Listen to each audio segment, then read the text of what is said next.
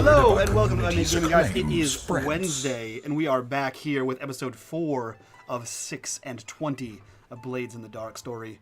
I am joined again by an invisible dungeon master and 3 awesome players here to play the Shroud, a fantastical group of, killers, thieves, monsters.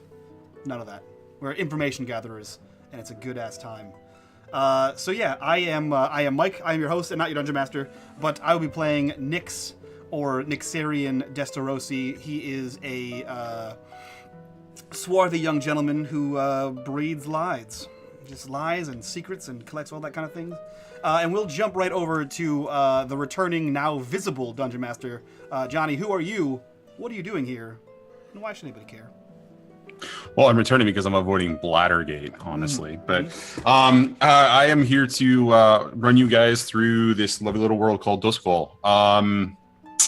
Other than that, I actually am kind of really excited to get to the game, so I'm just going to segue back to whoever. Sure, cool. And whoever is Expedition Ninja, who are you? What are you doing here? And who are you playing tonight? I'm going to be playing OC again, a character I've been running since a one-shot that we did. And we're right in the thick of it, so pretty pumped to get back. Sweet. Also in the thick of it, ladies, is... oh man, that was a terrible one. Is Lisa. Who are you? What are you doing here? And who are you playing tonight? Hello, Lisa Lee. I will be playing Violette Vale, and she is a whisper, so she's an occultist, and deals with the spirit world, and that's me. And right now she's painted up like a lady of the night. Oh yes. Yeah. This is the real adventure. Also painted up like a lady of the night. Slade, who are you? What are you doing here? And why should anybody care? So I'm Slade. I play Reymond Bowerstone, and yes, he is dressed up in full leather, to Mike's delight. Yep. And looking to kick things off. Sweet. So no eyeliner. Yeah, none today. But Johnny, you did say we left up in the thick of things. So where are we? What's going on? What's happening around us? What do I see, smell, and hear? Well, so last time we left the crew, you guys actually had, quote unquote, split the party. 2 of you were currently occupying the Red Sashes, the leadership of the Red Sashes, as a distraction tactic, which we'll call Team Distraction. Team Distraction was basically just trying to create as much of a public face, public interest, really kind of just keep the interest of anybody who might be in charge, while Team Big Damn Heroes goes off to kind of rescue Professor Horatio Valen, with whom you assume is in the building that you are currently infiltrating. Now, this infiltration happened because of an effort by both Violent and OC to engage the Red Sashes and find out more information while trying to kind of set up a situation where there could be an opportunity for distraction if necessary. Basically kind of doing a pre-planned setup for your score. And what Violet was able to see when she looked into the ghost field was she saw some interesting hues of pink coming from a particular building off in the distance. When you guys made that decision, we did the fortune roll. You guys did amazingly well in the fortune roll. Both Bowerbaum and Nyx were able to successfully not only infiltrate the basement of the building that in question. You guys entered through essentially the catacombs that kind of run under Crow's Foot, which is where the Red Sashes are currently, is where their faction currently occupies a part of, and we can go into the faction discussion and the turf war that's going on there in a second. While the girls are off doing the distraction things, with Violet kind of playing up the Charlton, or not Charlton, the fake aspects of being a medium and, you know, telling fortunes and all of that, and kind of playing up the show, while OC was going to basically subdue someone so that she could actually take a better look around the building that you were currently in. And then, just because this question actually came up during off-screen discussion, they are 2 different locations. And I want to establish that a little bit more.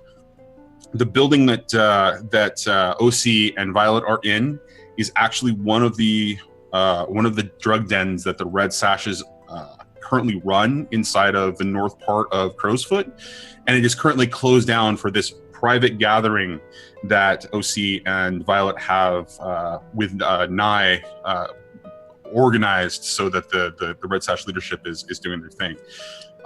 Meanwhile, the building that both Nix and Bowerbaum are in, I'm trying not to say Bowerbaum. I'm really not. That building is, somewhat. I'm sorry. What? I give you half an hour. Yeah, exactly. That building is actually separate and is connected through the catacombs. And where we're going to start is where we left off with OC, as she had made her way down to the basement after subduing essentially, one of the lieutenants that was, kind of occupying and receiving administrative information from couriers while everybody else was distracted at this gathering of courtesans and that what have you. And so she had essentially made her way down into the basement and was looking for a way into the catacombs. And so we're going to start there, and we're going to ask OC, how are you approaching looking to gain access to the catacombs? So she just wanted to see if there was anyone being held there in case the other guys were wrong. So she's not necessarily going to go into the catacombs. Okay. No. So as you kind of step down, it's kind of dark down there, but you were, existing in, the city of Doskval and the way that the perpetual darkness kind of reigns, you always have some form of light on you to be able to light your way. And so you pull out, essentially a rudimentary, electroplasmic driven flashlight that gives you a very dim illumination, and you kind of shine it around. And what you basically see down there is more, food stores stuff with some sprinkling of crates that appear to have special marks on them that indicate that they are drugged. They're crates containing, different types of hallucinogens or, any other types of drugs that might be running through Doskval. Okay. She'll probably make her way back up. Okay. And see if there's anything else on the ground floor that she can see. So this drug den is interesting. It's a series of rooms. Mostly the building is mostly occupied on the first floor with this quite large area where there's a bunch of cushions and various types of smoking devices like hookahs and that kind of a thing. In some cases, there are people who are already, partaking of other things when you arrived, but they were, again, a part of the leadership. Again, this was a private gathering kind of a thing. So a lot of the physical activity is not necessarily happening right there in the room, but this really big room is kind of where there's socialization. And, Nye is off in the corner, of course, mixing the drinks and serving the drinks that were tainted a little bit by the work of Violet and, introducing something to make the individuals more susceptible to the various wiles of the courtesans. But often towards the back room or the back of the building, there's a series of small rooms that kind of run off of a hallway, and you kind of wander through, kind of just checking in and saying hello and just kind of getting acknowledgement. And of course, you hear business being conducted in some of the private back rooms. Which again are all just basically rather smaller, kind of the same situation, but with more cushions and offering a limited level of privacy with the door closed. Okay. So she'll probably head back to the party then. Okay. So so Team Distraction seems to be doing incredibly well right now. The folks that are still around in the room are actually kind of between the conversation and the drinks. They're incredibly wowed by what Violet is doing, by demonstrating essentially pseudo mysticism and telling fantastic stories and almost playing up the gypsy aspect of this a little bit. While the two of you are doing that, is there anything else that you want to try to accomplish, or are you just going to continue to play Team Distraction? I was going to try to question one of the higher ranking officers, maybe with Violet's help. Okay. How do you want to approach that?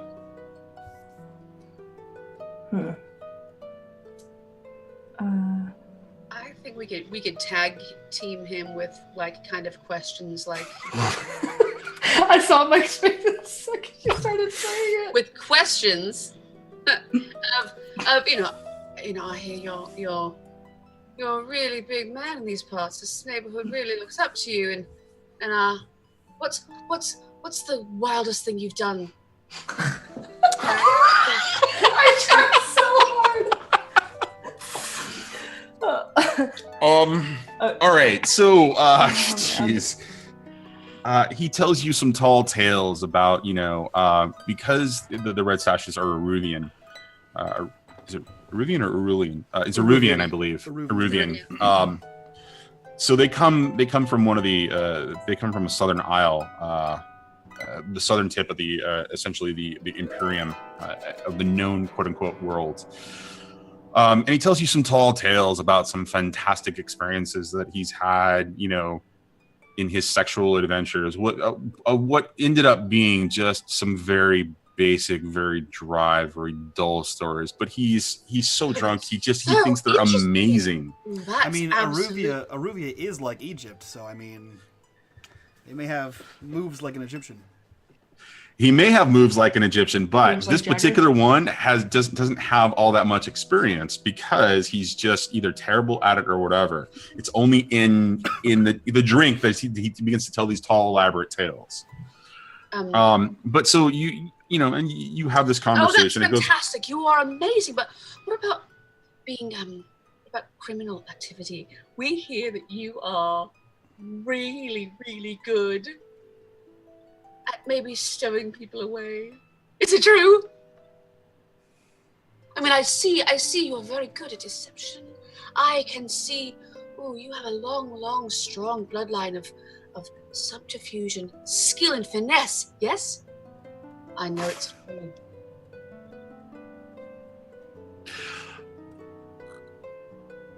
Let me ask this question before I answer.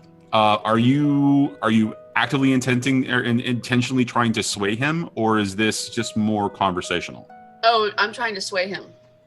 Okay, well then we're going to get our first roll of the game. With my no points in sway. Would you like me to ask? Yes. I'll say, you could say all that, and then I'll be like, please tell us, and then I'll just kind of egg him on. And kind of bat your eyes and kind of, okay. All right, so you're going to make the sway roll. We're going to call that an assisted roll. So Risky? position seems a little risky because you're not sure how he's going to react, and you're in a room full of red sashes. I think the effect is definitely going to be standard. Because I don't think you're going to get, it's not the kind of thing where he's just going to be able to give you a confirmation or not. He's definitely not going to tell you all the details. He's clearly not that drunk, but you do think that you can get some information out of him. And then we're going to call it an assisted roll. And because of the RP, I'm just going to give you the one die, and Violet does not have to take any stress for doing the assist. Okay. I Could the will. fact that he's been It's all good. drinking Sure. Yeah. All right. Sure. and it's a calm environment and there's no reason for him to Yes, absolutely. Suspect. So Okay. you'll get 1D for the assist from the great RP from Violet, and then 1D. I can't even see it because I didn't switch over. All right. What'd you guys get? Oh wow, you got a 6. So yes, absolutely. He just kind of marvels at what you're batting an eye, and you're the fact that you're giving him, you're flattering him, and kind of giving into his desire to want to tell tall tales. And he just goes on and he starts talking about all of these efforts that the Red Sashes have been, all these extra jobs that the Red Sashes have been taking on. We've been in business and we've been doing drugs for a long time, and that's been a stable business, but we've been taking on some extra work, and we've done some really good things. In fact, we've worked in a situation where we recently acquired a professor for someone, and that was kind of interesting because we went someplace we hadn't gone before. And as you're kind of prodding him for more information, he tells you that it was Charter Hall University that they had executed this action about.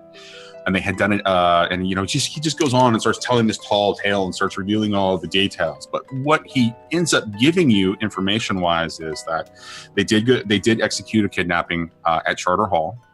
It happened 4 weeks ago.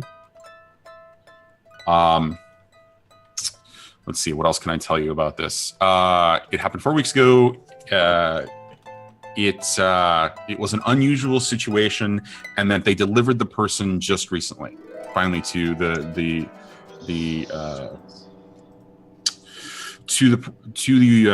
group that was seeking to have this person kidnapped. A professor. So they delivered that person to a different group of people. Yes. That sounds so boring. A professor. Who would want a professor? He thinks long and hard. I actually don't know. And he says, it's the strangest thing. I just don't know. But there was this other professor who actually paid us to kidnap him. Fantastic. His own kidnapping. Huh. I've never thought of that. Yeah. That's much and more he starts to go on and tell a little tall tale about this, but you don't get any details because another element of the room, the amount of smoke that's being, or the amount of things that are being smoked are starting, people are starting to get contact highs from the amount of smoke in the air, and he's starting to kind of not hallucinate, but he's starting to just kind of lose focus after that. Once he starts to become kind of useless, she's just going to ask one last time. I guess kind of, where would you even keep someone? Type thing. I don't know how to word this. Where is he? So you work based on the sway roll, you would work your feminine charms and your ability to read him, and you kind of word the reaction or the conversation in such a way such that he says, "Oh, we've got a safe house.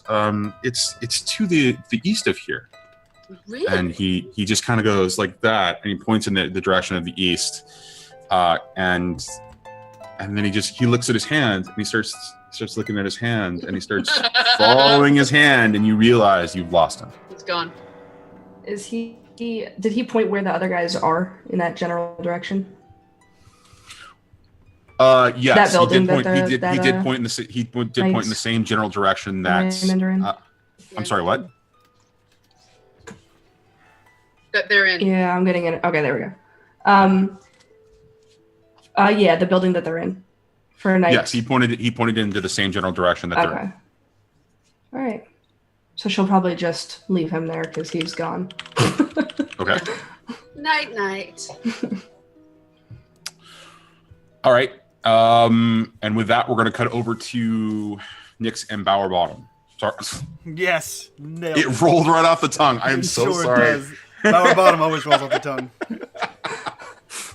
I'm Slade. I really am. I was trying really hard. It just came out. I'm so sorry. He's been thinking about that for the past 10 minutes. What are you thinking about my Bowerbottom? Well, it's payback for Bladdergate. That's all I'm going to say. So the two of you had entered the basement of this particular building, and when you did enter the basement, you found yourself in essentially a storeroom filled with different types of provisions. It's basically like an underground pantry or that kind of a thing. With that you made a distraction noise. I believe it was Bowerbomb, excuse me. I'm hard. Bowerbomb, who made a distraction noise while Nyx kind of just hid behind or in the darkness in the stairwell, and as the person just kind of came down, Nyx just came from behind and took him out. And the roll that he made for that was so successful that he then was subsequently able to take out the other individual who came to investigate when that person heard noise from the first body. And subsequently, Nyx then beat the shit out of the bodies. Just the face. Well, you disfigured them enough to make it unclear who they were, and then you also doused them in essentially lamp oil to indicate that it was the Lamp Blacks who, to kind of plant the seed that it's possibly the Lamp Blacks, who is the Red Sash's, one of the Red Sash's rivals for Crow's Foot. To implicate them and prevent immediate discovery of what you've done.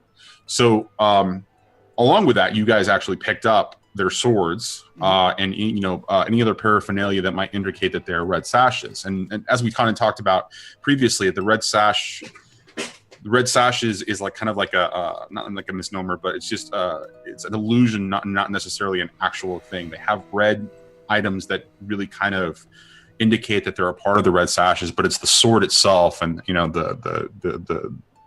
the decorations on the sword that really kind of indicate what the Red Sashes are.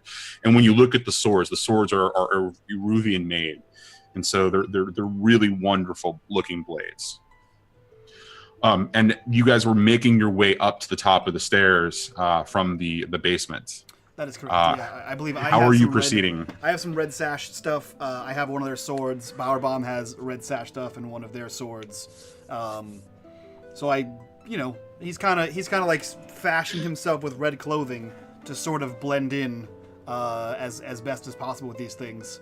And he looks to Bowerbaum and he says, "My good man, I would take that off. I don't think anyone here wears masks. You're quite the giveaway." Not the place that I've gone to. The OC's not here. It's not a masquerade ball.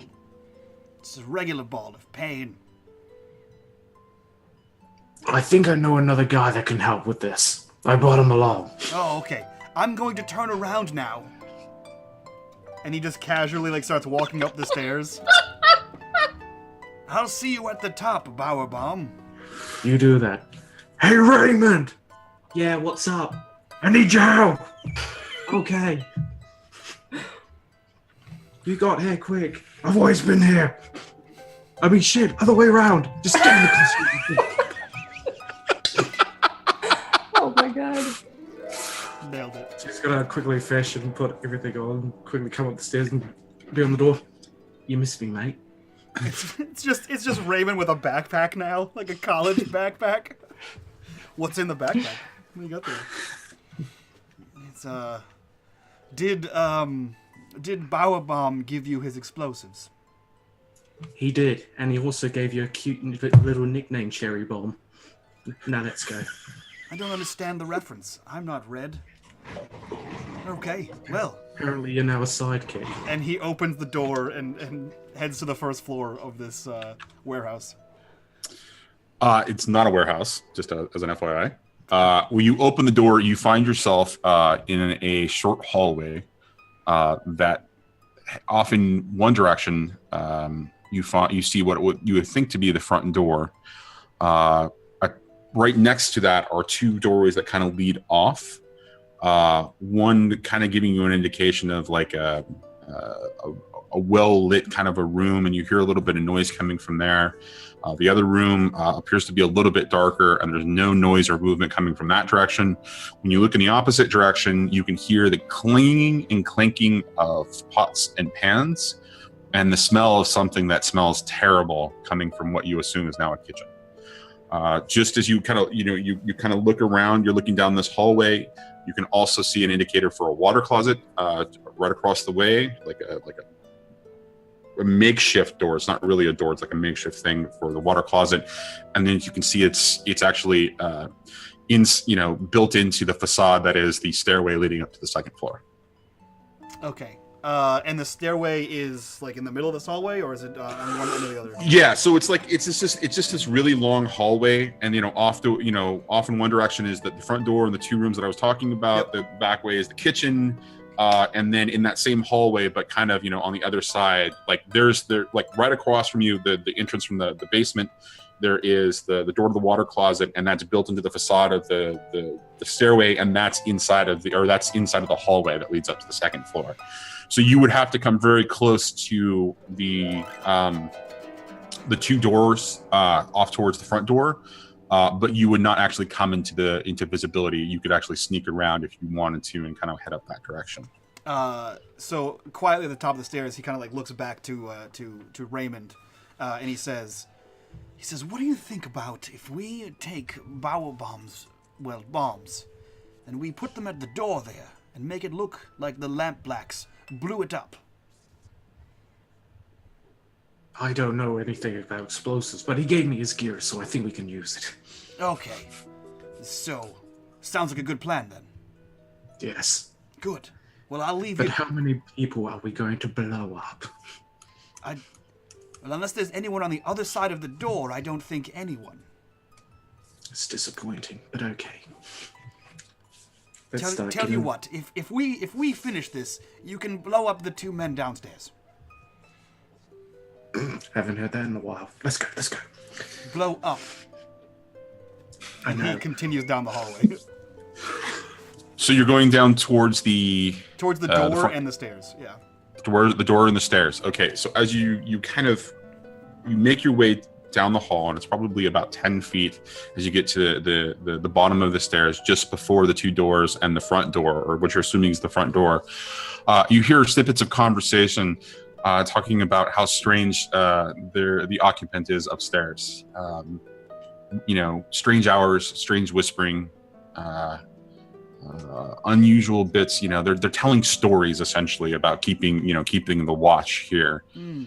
And you're getting all kinds of strange mumblings about how weird the occupant is upstairs. Yeah, I guess Nix would look to Bowerstone, to Reymond, and say, "I think that's our man, the strange one upstairs." You're certain? No, I can't see through walls, but I can only assume. Well, we're dressed up like one of them, correct? But I am. You're dressed up more like a Bowerbomb, without a mask. And my jacket. It was on sale. Cheap clothing is always good on sale. Yes. Now, what's per se one of us were to require a meal to bring up the stairs?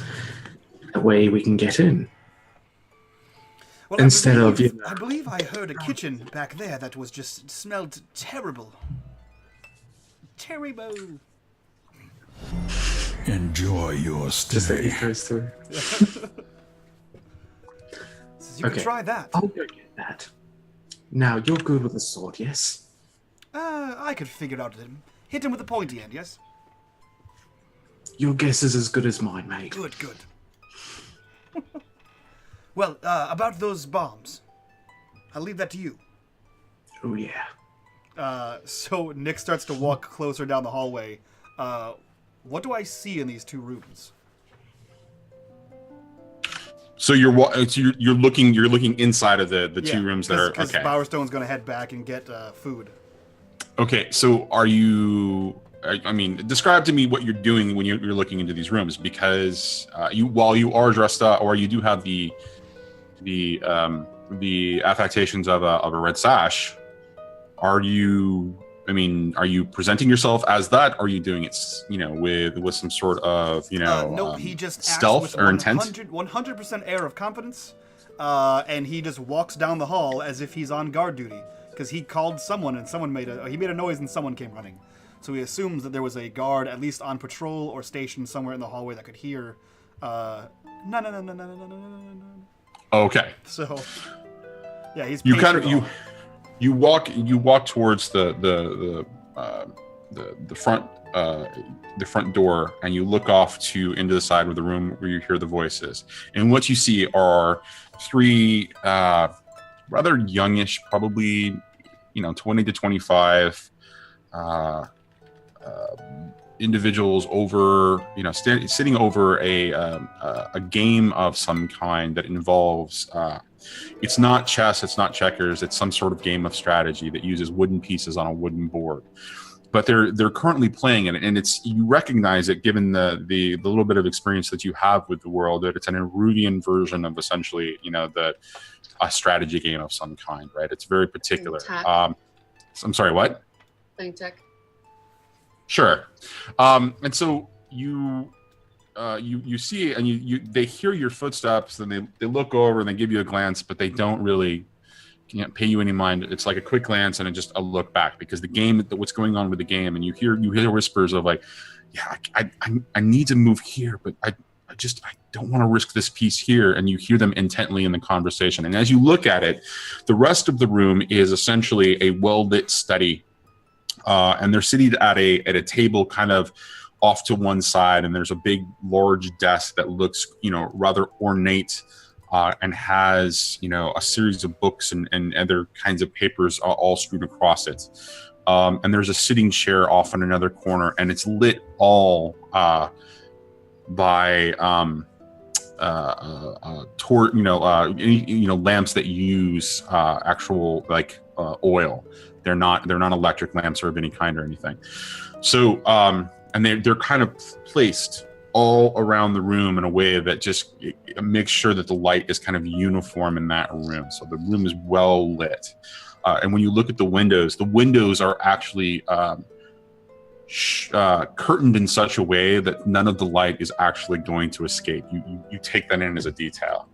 And as you turn and you get a sense of that room, you realize that they're not going to immediately engage you, and you kind of turn and you look into the other room. The other room is a sitting room of some kind, a place of receiving guests. So there are two couches in there, and another sitting chair, and there's a fireplace, and there's a little, like a station off to the side that's kind of like a bar, like a little mini bar kind of a situation, and there are various vials there. But the room is not lit up really at all, except for one lamp that's just kind of in the center between the two couches on a little, essentially an end table of some kind. There are not very many details other that you catch in that room, other than that the curtains as well are also designed in such a way so that no light escapes from the room. So let me see here. What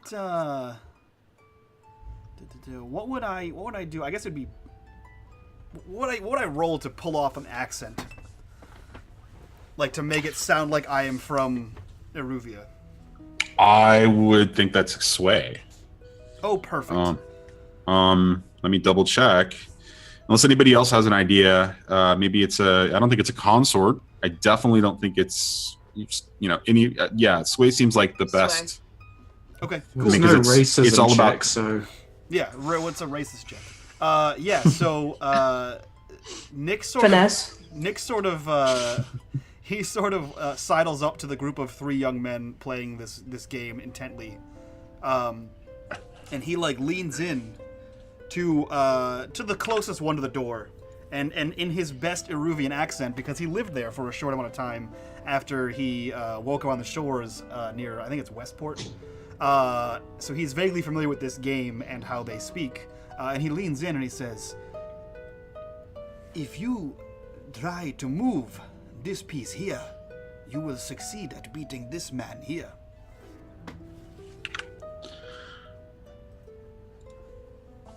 Are you really trying to give him help? Yeah.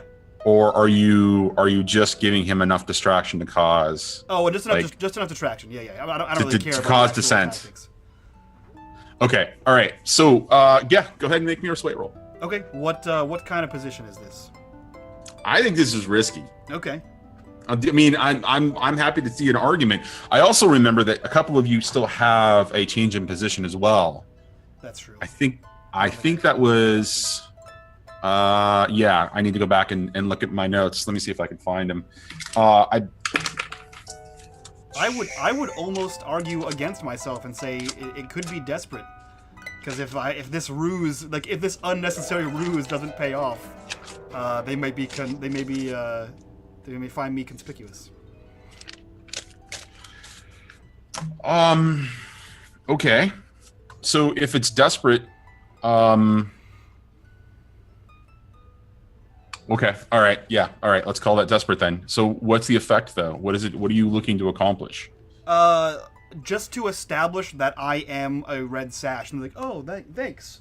And they've acknowledged that's one of the younger people here, one of the people that are on guard, possibly, has seen my face and, oh, okay, yeah, you're clearly a red sash guy. Thanks for the help. So, in case we bump into another one somewhere, at least these few people can vouch. Be like, oh, yeah, no, I saw that guy. We were playing tic-tac, whatever. And he helped us out.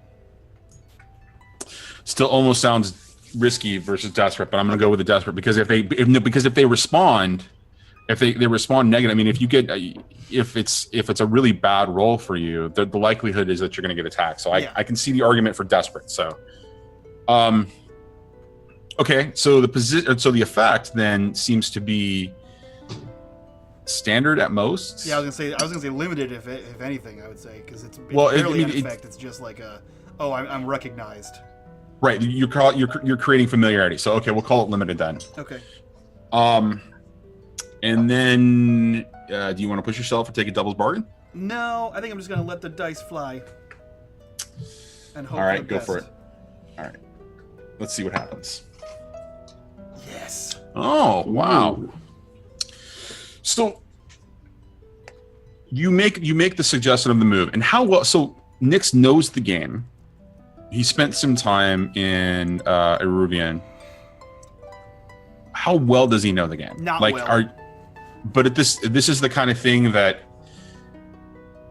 it's the kind of. I mean, so you wouldn't know it well enough to be able to play it, or you wouldn't know well enough to be a strategist. It's like everyone knows of chess and vaguely knows how to play it, like as in how the pieces move. But like if you put me against a chess master or someone who plays every week at the park in New York, I'm gonna get stomped on. So like I have a casual passing knowledge of this game. Okay, so you make the suggestion, and he kind of, the guy's like, oh yeah, that's a great idea. And he looks up at you and he just kind of acknowledges and he makes the move. And the other two, the one standing, playing opposed to him, kind of looks and smirks a little bit. And the third one that's just kind of watching the game says, bad choice. And immediately, because of the move that you suggested, the other person playing the game immediately takes the final strategy piece that is required and wins the game. And the first young one just kind of immediately gets frustrated, and he's like, the other two look at him and they're like, that was a bold move, suggesting something in a game, and just kind of giving you a hard time, but kind of also thanking you because apparently this game had been going on for too long is the impression that you're getting. However, the one that you talked to and suggested the move to kind of is a little angry with you, and it's, he's looking like he wants to see you outside at some point. Like he's really angry with you when he realizes what actually happened. However, none of that indicates that you have been anything but accepted in their conversation. And the one that was just kind of standing there watching kind of offers you an Eruvian drink of some kind from his flask. Yeah, he takes a sip out of it and he looks to the man that lost and he says, well, it appears as though you have lost. You were outplayed from the beginning. This move I have used many times to win. You just seem to be out of position, my friend. Only generating more animosity from this particular young individual. And he gets up and he stomps off, and you hear clump, clump, clump, clump as he goes upstairs. And the other two begin to joke with you about, how sensitive, this particular one is, and how, he's just, he's very new to the academy, and he's very new to Duskfall. He's just come in on one of the trains, and, he had a harrowing experience, and, they just tell you, some really terrible, funny stories about that. Oh, yes, I remember the hothead of youth. We're going to cut to Bowerbaum. Bowerbaum, you were heading towards the kitchen. What are you going to do? Yes. So I'm going to walk into the kitchen and just gently open the door, but I'm going to be looking at the attire that they're wearing. So if it's like professional chefs and waitress outfits and stuff like that. So basically, is the costume that I'm going to be walking in completely different to the ones that they are? I don't know. What costume are you? I mean, are you walking in as the Bowerbomb, or are you walking in? No, with a red sash jacket on and the mask off. So basically, still got the Bowerbomb gear, but it's like covered with the jacket and it's got the sword. Yeah. Okay, so when you kind of you walk in and kind of survey the room, the kitchen, you see that it's a little bit larger than you were expecting. It's about half the length or half the width of the building that you're in.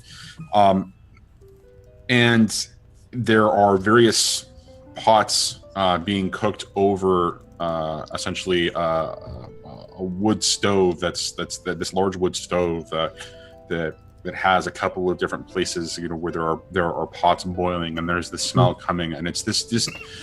At first, it's a disgusting smell to you because you have a very refined palate as a nobleman. But as the more and more you smell it, the more and more you realize that there's something interesting in there, and that it might be just exotic spices that you may not have tried before. And so there's a bill, just a little bit of there's a little bit of a curiosity for you to actually want to taste it, because you like refined things, but you also like exotic things. And so you smell things that are exotic.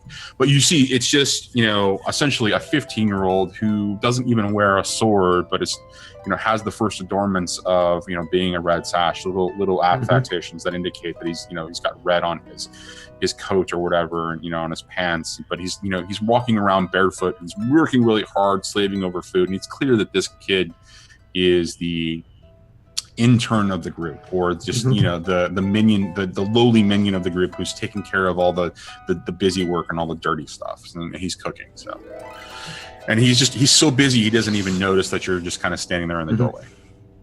So with that, I'm going to push open the door, and I'm just going to walk with a type of posture that upper class, and just go over to the big bowl. And what does it taste? Does it taste? It tastes at first incredibly spicy in a way that it's like it assaults your tongue and just causes it to not burn on, like with fire, but it's just like, it's such an overwhelming and strong taste. But once you get through that first taste, it has a wonderful aftertaste, and you're like, I might, develop a taste for this, or I might like this at some point.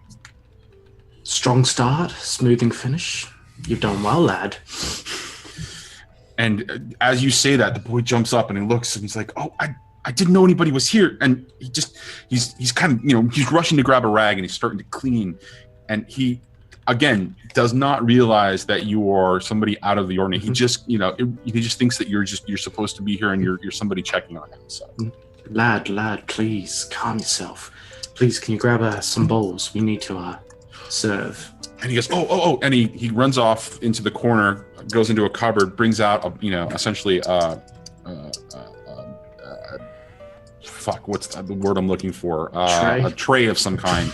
And then he has a couple of bowls and a couple of spoons, and he begins to immediately just kind of, serve it, serve the grew, whatever it is. It's like a soupy kind of a thing, almost like a stew, more or less than a soup.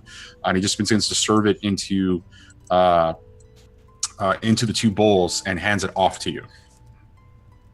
So he's just going to grab a tray, and he's going to look at him. Listen to me, lad.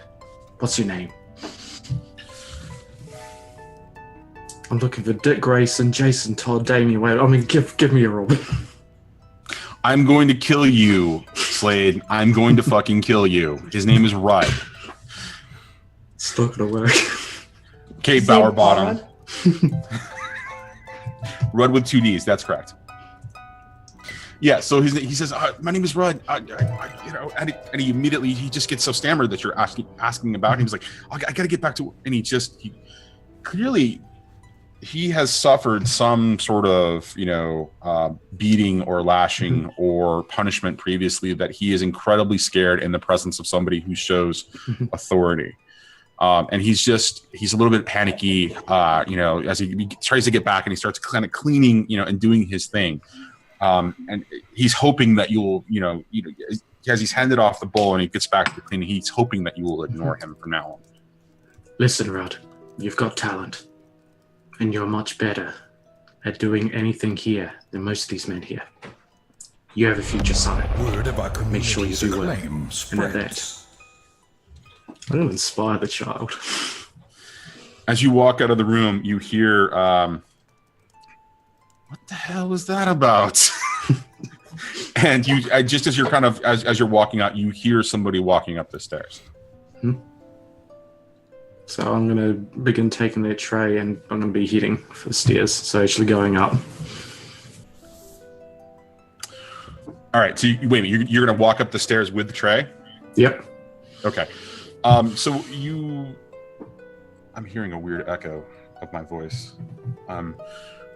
So you kind of round the corner where the entrance or the bottom of the stairs are, and you see an individual kind of stomping his way, off to one of the other room or one of the rooms upstairs. And as you begin to kind of move up, you hear a conversation talking, telling stories about the person that just walked up the stairs, and they're laughing, and you hear Nick's laughing as well, and he has a really strange kind of accent that you haven't heard him use before. So he's just going to walk with the tray and just be like, as it goes past the doorway. And so as you walk by, so as you kind of look into the room, you see that Nyx is getting sucked into playing whatever this strategy game is at the table as they're kind of sharing drinks. And while you don't get any type of acknowledgement, you see a shift in Nyx's body language as he realizes that you are probably moving up because he hears something. Mm-hmm. And so Nyx, as you're kind of doing this and they're kind of sucking you in, you hear additional steps, and you can only assume that it's Reymond, moving up the stairs. Yeah, so Nyx looks around to the two remaining people in here, and he says, it appears as though our friend is being served his dinner, but your young gentleman there, he has gone there as well, and if we're not careful, he may start a fight. I will go talk some sense into him. Have a good day. And he starts to leave. And he hands back whatever drink they gave. Okay, and he's like, no, but they're like, no, come on, and clearly they enjoy your company because they're telling shitty stories about this new recruit that just came off the train, and they're trying to get you back, but when they realize that they can't actually, the hell with you, go back to HQ. I will be back. Don't worry. And he just starts to leave the room.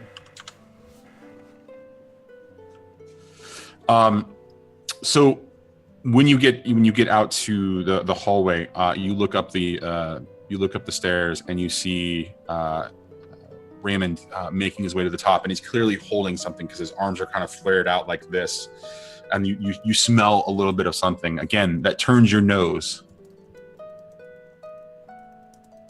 Do you follow him to the top? Yeah, if it's him, if I notice him right away, I follow him. Yeah. Okay. So just as you begin to hear steps coming up behind you, Reymond, and you look over and you realize that it's Nyx, following you up the stairs. And Nyx makes like pleasant conversation. He's like, "Oh, my friend, what are we serving today? What is this? It looks like slop. I assume this is terrible. Are we trying to poison the man?" And he just has this conversation up the stairs to make it more convincing that they're going to feed this guy. Yeah, with this stuff, we'll all be in the dung real soon. I don't know what you just said. I don't know. What accent are you talking about? Where did you pick that up? What a strange accent you have, my friend. You're a weird guy. You're a weird guy. We should proceed. He starts to walk up the stairs. Okay, so you guys are at the top of the stairs. You find yourself on a landing, and there are 3 doors. And you hear a bunch of stomping around from the 3rd door, which is the farthest from the top of the stairs. And these three doors lead off from the same room, or sorry, the same landing essentially. So there's only the 2nd story of the building is only about half the size of the bottom floor. So How do you want to proceed? Is there any remnants of the young man that walked up here before? You clearly hear noise coming from the third room, a lot of stomping, and you would assume that that's where he went. I mean, if Reymond probably would have gotten up there before you had, if he takes a look around, then he would have seen the young individual, stomping into the third room and just shutting the door. Now, the men downstairs had said that the occupant upstairs was making strange noises, strange hours, speaking in strange words. Do we hear any of that? He basically, since he heard that, he's going to listen specifically for weird stuff. Okay, why don't you make me a survey roll of some kind? Or you can just attempt to listen to each of the doors. I'll make you a survey. What's the worst that can happen? I don't hear it. Or it hears you. Or it hears me. So what is this? Controlled, I guess? Yeah, it's pretty much controlled because there's no immediate danger. There's no risk to what you're doing. And pretty standard. And we're going to call the effect limited. Okay.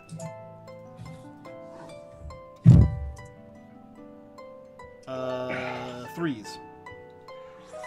Ooh, no, you don't really hear anything. You hear random noises, but nothing that catches your eye specifically about that. But just as you were kind of standing at the top of the stairs, that third door opens again, and the young individual that you had just hurt, essentially in the game, steps out and says, What are you doing up here? We're not supposed to come up here unless we're going to, or why are you standing up here? And he's looking at you with, uncertainty. He says, well, my friend, I was escorting this man here to feed our new occupant here, and I saw you head up here yourself, and I figured I would smooth things over with the game you just lost poorly. I figured we could talk, or perhaps practice our swordsmanship. Yes, what he said. Okay, he looks at you and he's like, earlier, I practiced my swordsmanship with him, and I punched him in the throat. And that is why he talks with this strange accent. Yes. Roll me a sway. What's the position? Well, it's clearly a situation that's risky. Okay. But it could be considered desperate again, although you're in the previous situation was controlled, so you have the advantage, right? You're at the top of the landing. You have him isolated. Essentially, the railing or the walkway for the three rooms. He's essentially all the way at the end of that walkway, almost like treated like a hall. He's at the end of the hall, so he's pretty much isolated. Yeah, and he doesn't realize that he's outnumbered. Exactly. So it's in his arrogance. It's also a situation where you're more concerned about him making noise than you are concerned about your life. Yeah. So it is risky. So risky, and then standard.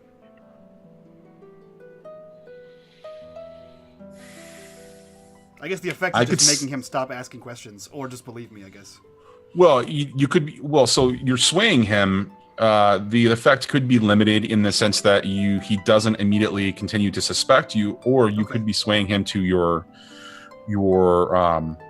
to actually take, again, believe what it is that you guys are believing. I mean, there's already been a roll where, those guys downstairs are swayed and that whole thing happened. Yeah. This is more about, doing doing damage control versus it being a bad situation. So I would definitely call it limited. Sure. Fuck yes. Shit. Hot diggity dog. He looks at you and he's like, Are you our relief? Are you new? And he just kind of stares at you for a second. He's like, he points at Reymond and he says, he's in there. And he points to the first door. Yes. And he begins to move forward, and he looks over at Nix and he says, I will see you outside in 10 minutes. Blades ready. He says, yes, and your friends are about to start a new game of tag. If you go down there, you may lose a game. And he winks at him. He continues to shake his head and says 10 minutes. And it's clear that he wants to do more than practice swords or practice his sword fighting ability.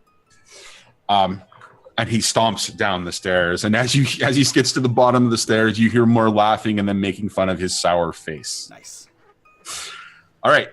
So we're going to cut. over to OC and Violet and give you guys an opportunity to kind of jump in and do anything else. The room is continuing to have a good time, although given the circumstances, so many drugs and so much frivolity that's going on, that people are starting to feel a little tired. They're starting to have experienced what they wanted to experience, and they're starting to to come down off of the high of the pleasure and the intoxication.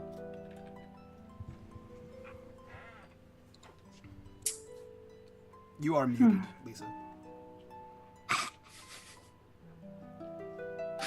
So, I think it's a good night down. I think we should kind of make our way back out of there.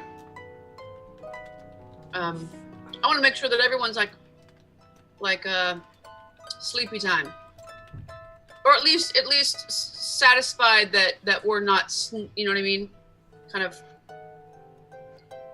we're not sneaking away, task undone with the girls. I just want to thanks so much. Accept any tips they want to give us. Sure, they gave you lots of tips. Well, what can I say? Her vice is pleasure. Yeah. Oh man. I mean, okay. So if things are winding down and you're interested in extracting yourself, I imagine that you guys can have a conversation about taking that step. As much coin and tips as I can muster. Are there any of the higher-ranking officials that would, except for, well, I guess, including the guy who answered all of our questions, he's obviously privy to where they are. Are there any higher-ranking officials that would maybe be welcome where the prisoner is? So definitely, there's a set of circumstances, or sort of the circumstance is that the person that you guys were working with would be considered a lieutenant, or even somebody higher up, but not one of the top ranking of the Red Sashes. There are clearly a couple more that are just coming out from the back and who look like they're incredibly intoxicated. They're kind of shifting back and forth and kind of swaying. And as they're moving forward, they're kind of lurching and falling back on one of your girls and kind of lurching again. And you realize that based on the affectations that he's wearing that are part of his costume for being a Red Sash, you realize that there's something a little bit more about him, and that he's got a little bit more of a he's got a higher rank of some kind. And as he kind of steps forward, you realize that if you're going to target anybody else in this room, this would be the person to target. I am going to pull him into a separate room with Nye. And how far are we from the other building, would you say? You are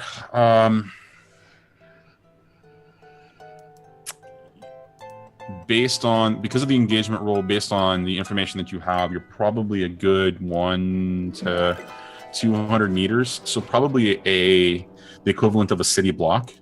Okay. Because Crowsfoot is essentially one of the smaller, more contained districts because of it's on like an island of some sort. And with the canals that are dug around it, it's a much smaller kind of a thing. So yeah, it would be about the equivalent of a city block, but you would know, based on the pointing and the direction and the inference and the research done as a part of the pre-engagement stuff, you would know that it's probably maybe a 5-minute walk at most, probably a minute or two carriage ride, winding through the streets a little bit, kind of a thing. Okay. Nye and I are going to bring him to the room where the guy is knocked out. Okay. And Nye is going to do her magic. All right. So talk to us about that. What does that mean? So Nye is going to be consuming his soul and taking his appearance. And I will be taking the outfit of the other officer and using my disguise kit so we can go help to secure the prisoner. Okay. So the interesting thing about, for I guess we're kind of breaking that now, or we're breaking that information now. Nyrix is actually a spirit that possess, or yeah, Well, Iris? possess, yeah. who possesses other bodies to feed and to execute whatever services. You have a relationship with her to do this kind of a thing, and so she can jump from body to body by doing possession. Given the circumstances, I'm actually going to roll a fortune roll to kind of see how successful that actually happens. Is there any action that you want to take prior to? I'm going to pull out my trance powder in my hand just in case she fails. Okay. All right. So, Mike, you want to go ahead and do that since this is a good point to bring that in? Oh, yeah, sure. Guys, if you notice on the bottom of the screen there, or on the top of the screen, we just hit 11 out of 10 retweets. And what that means is everyone on screen, including the Dungeon Master, gains, in this game, 1 free position, which means they can change the fate of their role. In other games, that would be equivalent to 1 advantage. So everyone mark that down. Johnny marked that down. And if you guys want a reminder, along the top of the screen there, you see followers, subscribers, retweets. As soon as we hit any of those goals, we increase the goals, and everyone on screen gets a new position. That is one of the easiest ways to interact with the stream. So if you guys want to do that, feel free to do so. And let's see what the hell happens to OC and her friend Nyrix. Okay, so with the fortune roll, as we usually we talk about, with the fortune roll, what happens is we roll a series of d6s. Starts off with 1d6, which is essentially for sheer dumb luck, and then there are other things that actually can factor in, things like desperation, being in a situation where you are incredibly successful, or you would have a lot of control over the situation and that kind of a thing. And those are called traits that add or remove dice. So you guys are in the major advantage here because not only is this individual drugged, but there's 2 of you and 1 of him, and you've taken him back into a private room. So I'm going to definitely say that gives the fortune roll an additional die immediately. I don't think there are any disadvantages to this particular case. And the fact that the action that Nye is taking is going to be supernatural in nature, I think also should give another die to this particular roll. So we'll see. So it'll be 3 die essentially, unless anybody else has any ideas about that. All right. So Yeah. we're going to roll 3d6 and see what happens. All right. So every spirit, so it's a success with a 5. Every spirit executes its possession differently. Given the fact that this is actually someone you have, this is your close friend, OC, you probably would have the most imagination behind the description about what that means. Can you tell us a little bit about what happens when Nye switches bodies and possesses a new body? I like to think, just because of our, I guess, business nature, that it's an intimate thing. Okay. So maybe she seduces them, because that's obviously the easiest way to do it, given the profession. And then as they're laying down, she leans in, and when she leans back up, the soul flows out of the body and hers in. And so the bodies just fall separately, and she's now in the new body. Okay. And it's almost like, I think I heard it described off screen at one point. It's almost like a succubus in nature. She when she inhabits, it's just very, not necessarily sexual, but very intimate and very, I'm trying to think of the right word, but that really kind of nails it. Okay. So you watch this happen, and of course there's a little bit of pleasure that you get from this because of your familiarity and the intimate nature of your relationship with Nye, as you watch, and her spirit just kind of, the spirit goes from the one host, and that host just kind of collapses off to the side, and that's one of your courtesans, and she just kind of collapses, and the other one, the spirit just kind of moves into this particular this higher ranking individual in the red sashes, and immediately he pops up, and you get the non-verbal either wink or nod or some sort of acknowledgement that that Nye is now in control of that particular spirit. But as that's happening, I mean, with a 5, it's a success, but there are some consequence that factors in, or some aspect.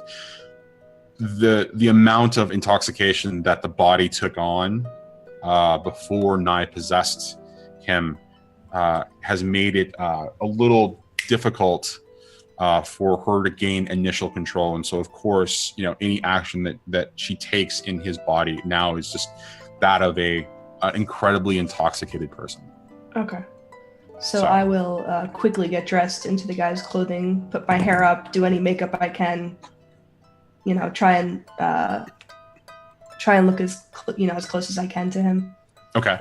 And take all my makeup off and everything. Okay. And then maybe try to lift her up and walk her out, and just give Violet like you and I, the three of us are leaving. Let's go. Yeah. And the other girls, they know to just make sure everyone's okay and leaves and whatever. Ooh, poor thing. Can't hold a liquor. And I'll help her. I'll just get myself away and out by helping her with the body. The body of the courtesan that just came out of the possession, right? Yeah. So I have a question about that, just for clarification purposes.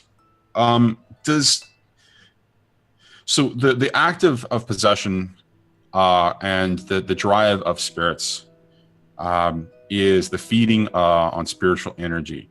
When Nye possesses them, does she eventually consume them completely to the point of that she has to find a new host because she's consumed them, or is she more respectful of that?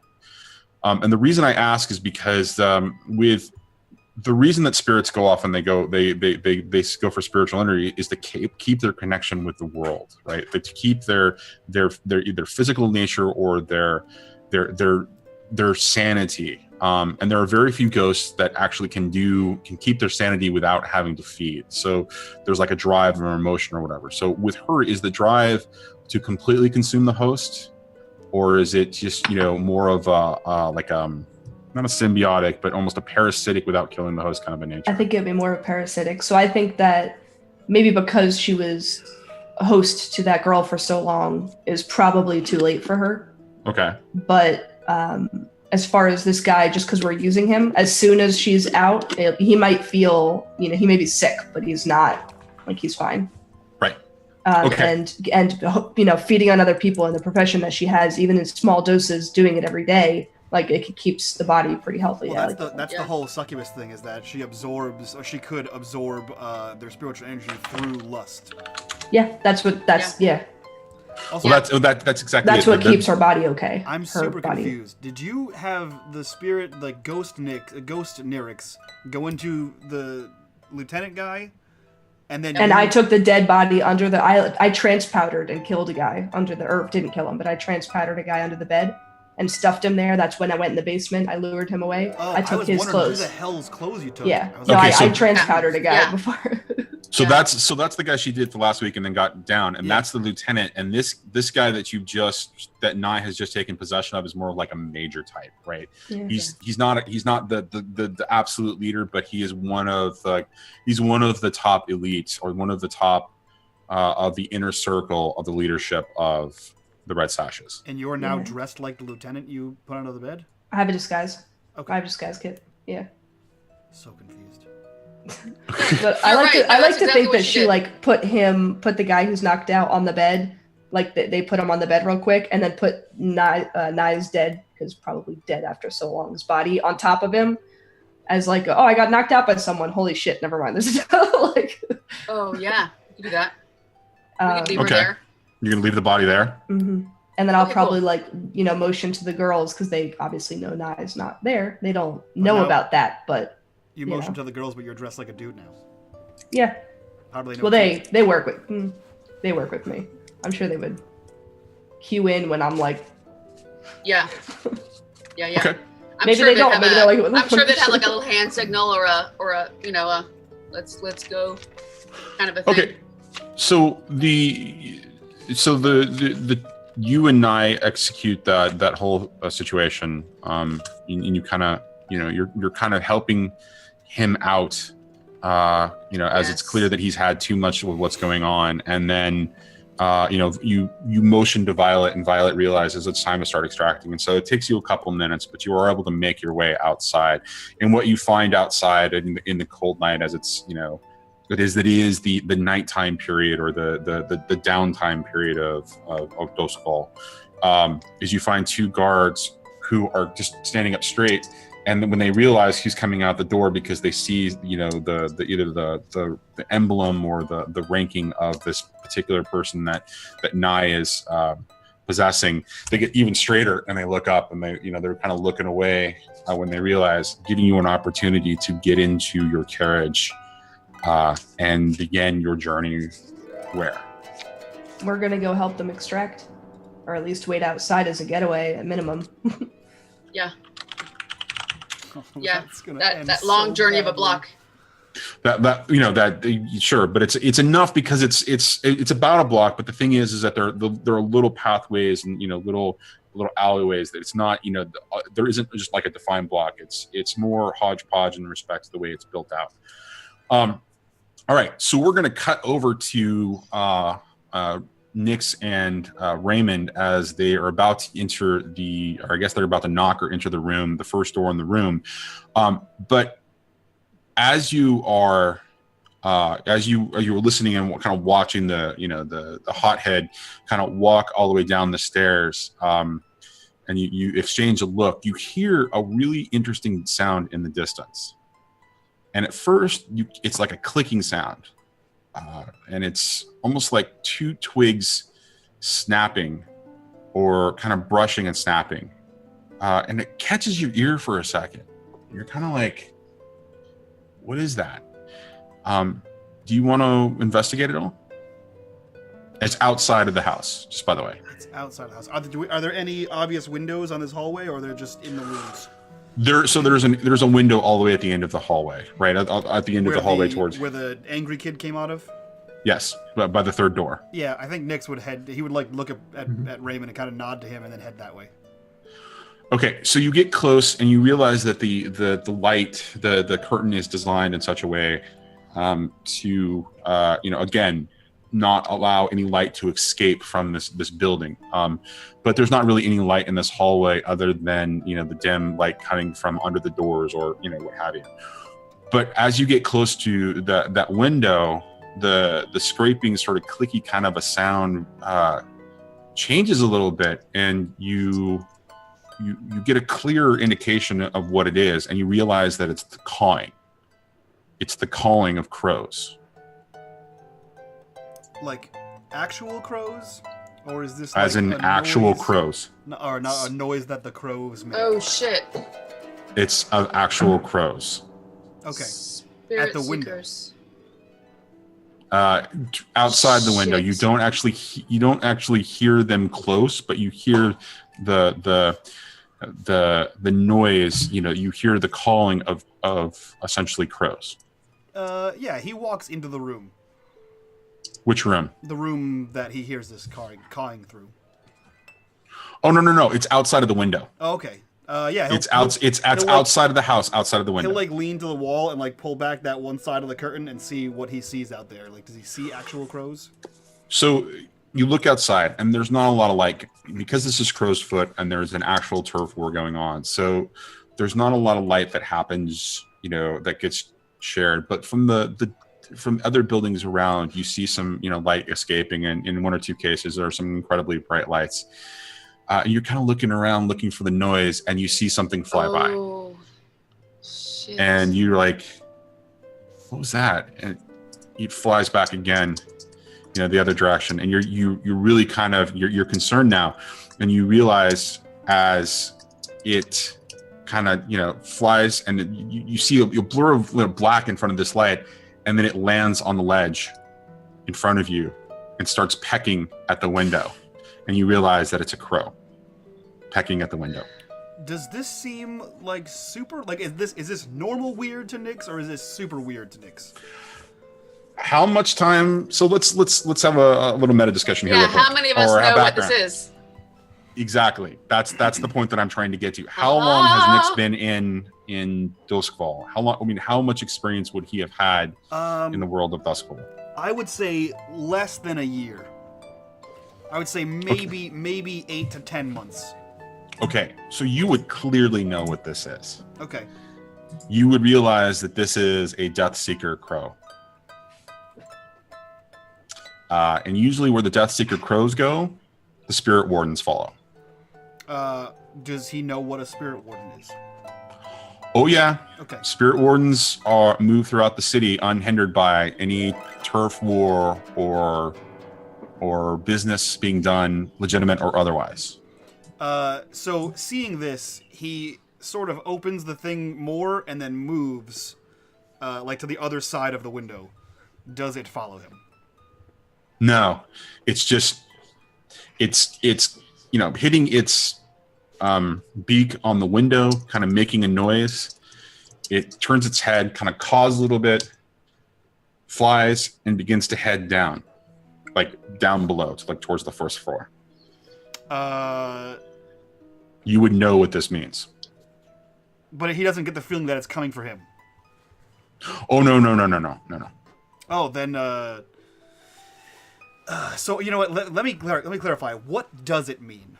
That someone's going to die? That these people are coming for someone specifically? What does he know in this sense? Before I let this bird in the house, I want to know what the hell. What does Nyx think it's going to do? So it would be okay. Let's take a step back and talk about the Spirit Wardens and what the Deathseeker crows are. And then you can tell me, based on Nyx's experience, how much you would know. I think Reymond would definitely know exactly what's going on, or at least have an incredibly good idea. I think between OC and Violette, they would both have a better understanding than probably either of you because of the more of the nefarious deeds that they've been involved in, and specifically with Violette, she would have direct experience or exposure to what's about to happen. So when somebody dies in Duskfall, the bells at the crematorium start to ring. And when the bells at the crematorium start to ring, the Deathseeker crows spread out, begin to look for the body. And the body needs to be recovered before the spirit can rise, in order to allow the body to be managed and essentially immersed in ectoplasm and the spirit prevented from rising. So the way that works is that the Deathseeker crows fly around Duskfall looking for that location, and they hone in and point the Spirit Wardens in the right direction as to where they need to go and recover a body. Okay. So that what you will, and what you have always seen across Duskfall is you've seen the crows kind of flying across but you never hear the bell. So the bell is something that only the Spirit Wardens hear. Okay. And the Deathseeker crows. Okay. But when the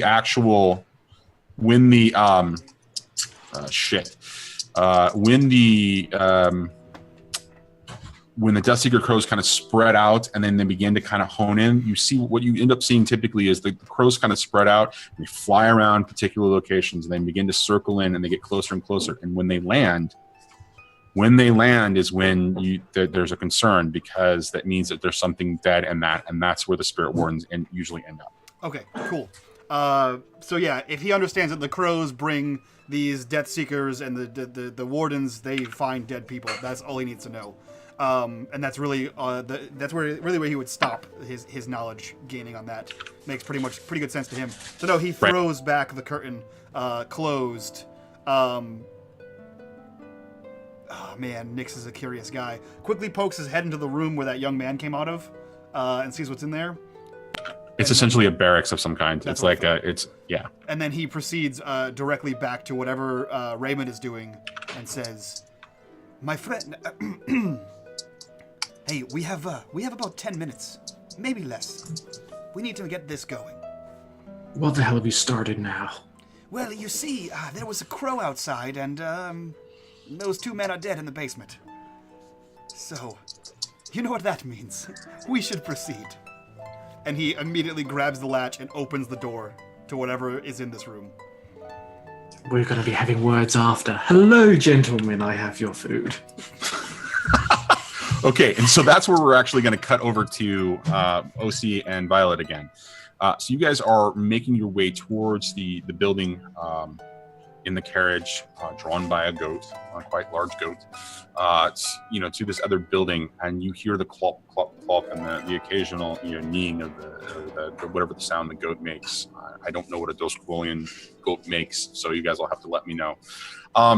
But as you kind of are making your way through the small alleyways and back towards this other building, you begin to hear the sound that I described to Nyx and Reymond, the crows. And as you get closer to the building, you realize that the sound that you hear is getting closer. Okay. Okay. OC is going to turn to Violette and say, long and the short of it, this is Nye. She's a little fucked up. We're going to try to go rescue these idiots because they're probably doing something. And yeah. Nye, Violette, Violette, Nye, you've met. We've met. Nice new address you've got there. So let's get the boys before it's crow time. Word of our community's acclaimed. It's crow time, and then she swings open the carriage. Yeah. So we will. But after you, nice sir. If they ask, we were at the party. He had too much, and he asked us to take him home, and that's why you're also here.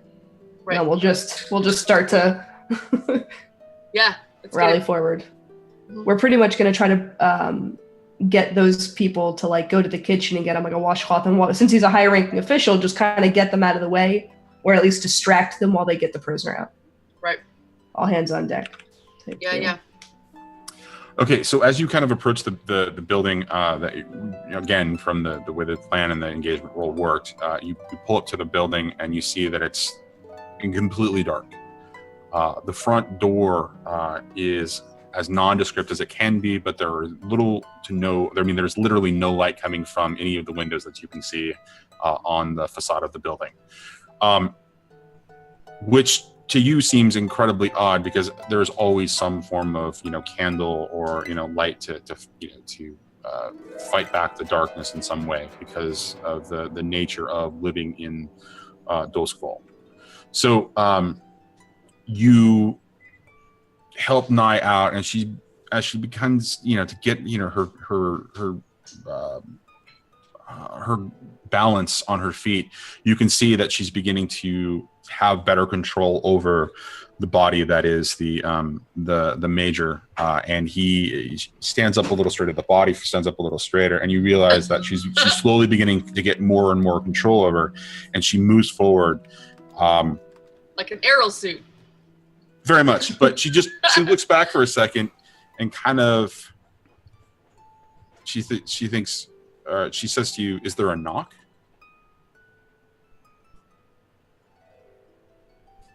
I think he would just walk in the door. I think with your rank, I don't think it matters. Yeah, doesn't matter. We're gonna need to get you out of that meat suit as soon as we're done here because you're hideous. Wow. Okay, so she looked, in the body. She kind of looks at you quizzically for a second, and then just kind of steps forward and walks in. And immediately you hear chairs shuffling and, feet being stamped, and there's a saluting. And as you kind of walk in behind him/her, you look over and you see there are three individuals in a room sort of off to the right of the door, sitting around a table.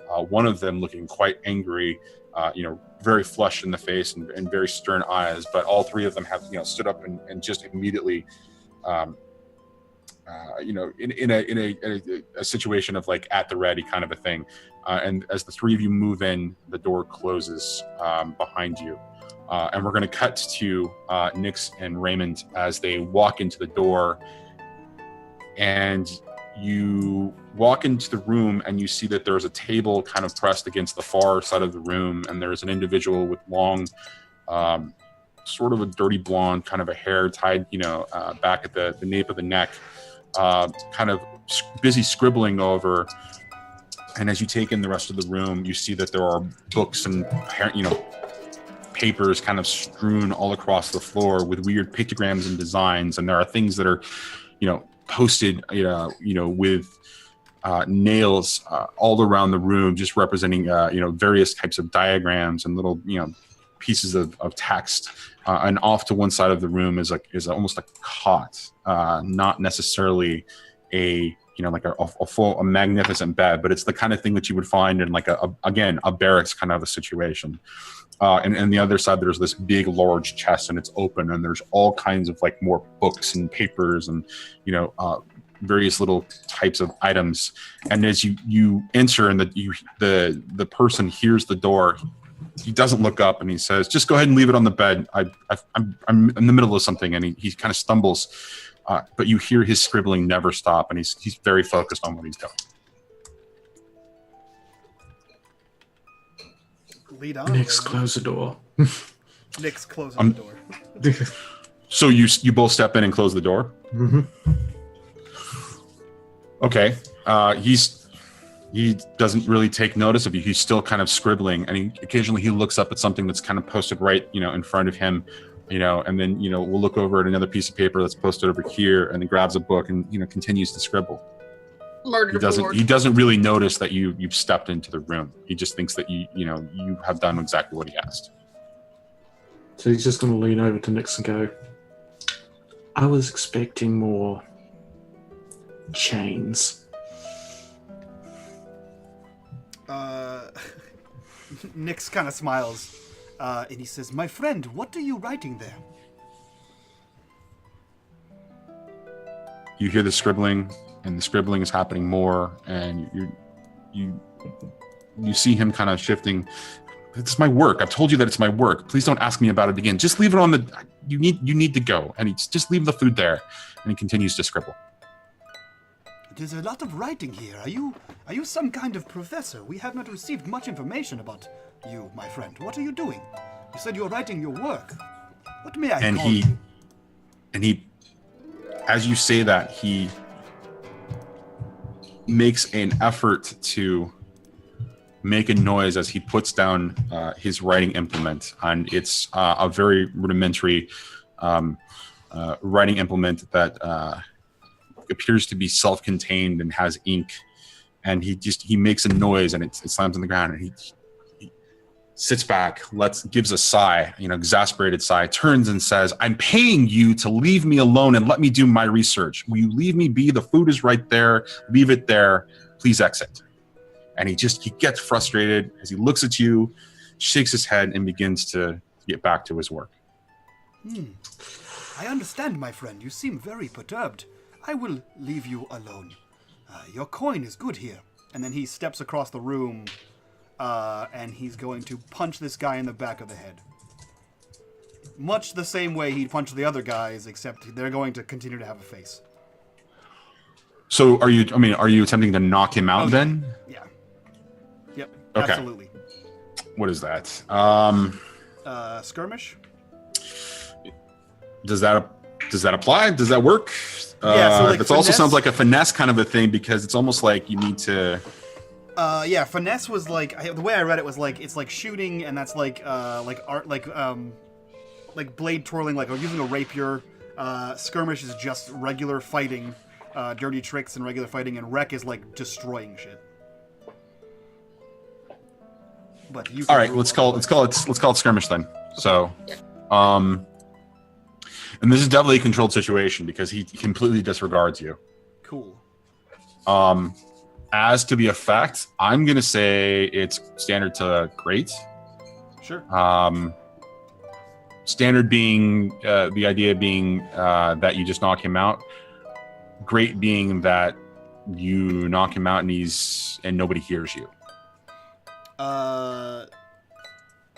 Yeah, I'm just kind of right now that I know that the crows are here. I don't think he's in the best frame of mind. He's on a time limit, so just knocking him out is fine.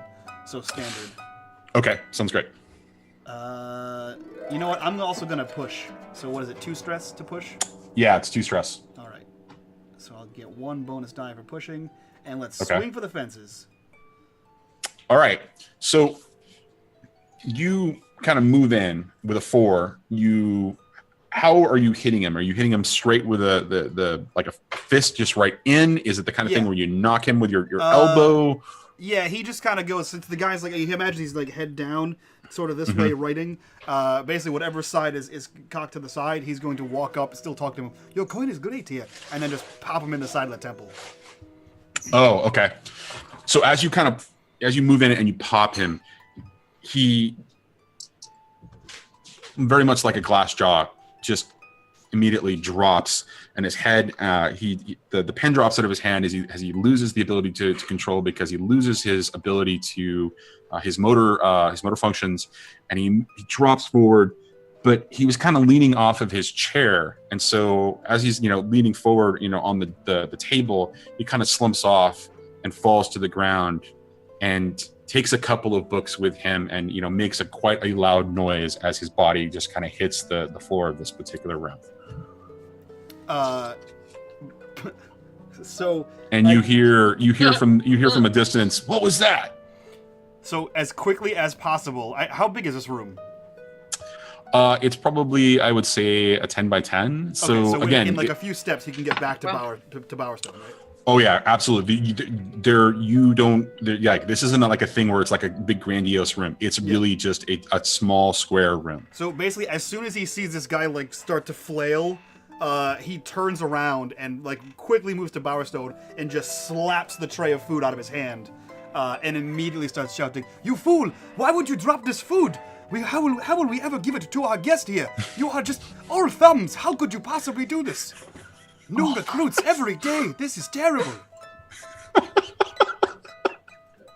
All right. Yes. Okay. All So thumbs got me. we're gonna cut as OC and Violet and Nye are moving in, and as the three individuals standing off near the table are at attention. They're all giving some form of a salute that kind of relates to some gesture with their sheathed swords. They're sheathed. It's not sheathed. Sheathed. So with their sheathed swords, and Nye kind of moves the body of this major kind of into the room and immediately begins to engage them, but they're just like they're not having it. This is somebody of a higher rank, so they're only going to speak when they're spoken to. And the two of you kind of take in the assessment of the rest of the room, and you see the study that I described before that's completely well lit, and the curtains, and the way that the light doesn't escape. And you see the other, the sitting room off to the side, and you smell the smells coming from the distance in the kitchen all the way down the hall. And you see again 2 doorways just kind of off in that hallway as well. And you hear a noise as you look upstairs, and immediately you hear a voice that sounds vaguely like Nick's, but you're not quite sure about the accent, just yelling at somebody about, making a mess. Yeah. And Nye has these 3 individuals that are down here completely engaged. Oh, Nix and Reymond flirting again. So, but we heard the crows outside, right? Oh yeah, they're still out there. They're okay. So, do you see my question? Did you see it? Which question? My question is, I know what those crows mean. I also know that Nix and Reymond would be in there, so I think that they've made a mess. And will my spirit hooks, if I catch those spirits, if I find them in time, will that send the crows away? Let me take a look at the spirit hook description real quick. It's like a Ghostbuster catcher. It's a spirit catcher, and I can literally put them in a bottle. I can literally put those spirits, catch them. Right. So I'm wondering about the mechanic of it, though. Is it something that you have to attune to, and then, that determines the success or failure of it? Is it more of a narrative thing where, the player and the GM determine the results? I mean, that's why I'm asking what the mechanic is here. Yeah, I don't know. I've never done it before, but it sounds really cool. I'm asking. That's why I'm asking. I'm thinking I want to take the heat off of us. If I can, I would like to do my part of the teamwork here and find these spirits, find whatever mess they have made, and take those spirits and because I know we're already going to get heat from the other folks when they find these boys. So mayhaps. While she's doing that, I'm gonna mention how gross the kitchen smells, and kind of look to Nye to like make us all go clean the kitchen. Like someone should clean that. Like, you know, to Nye, who's commanding them to try to get everyone out of that room, so they're not, because obviously so maybe the three of them have to go clean the kitchen now because they're not gonna say no to him. Nice.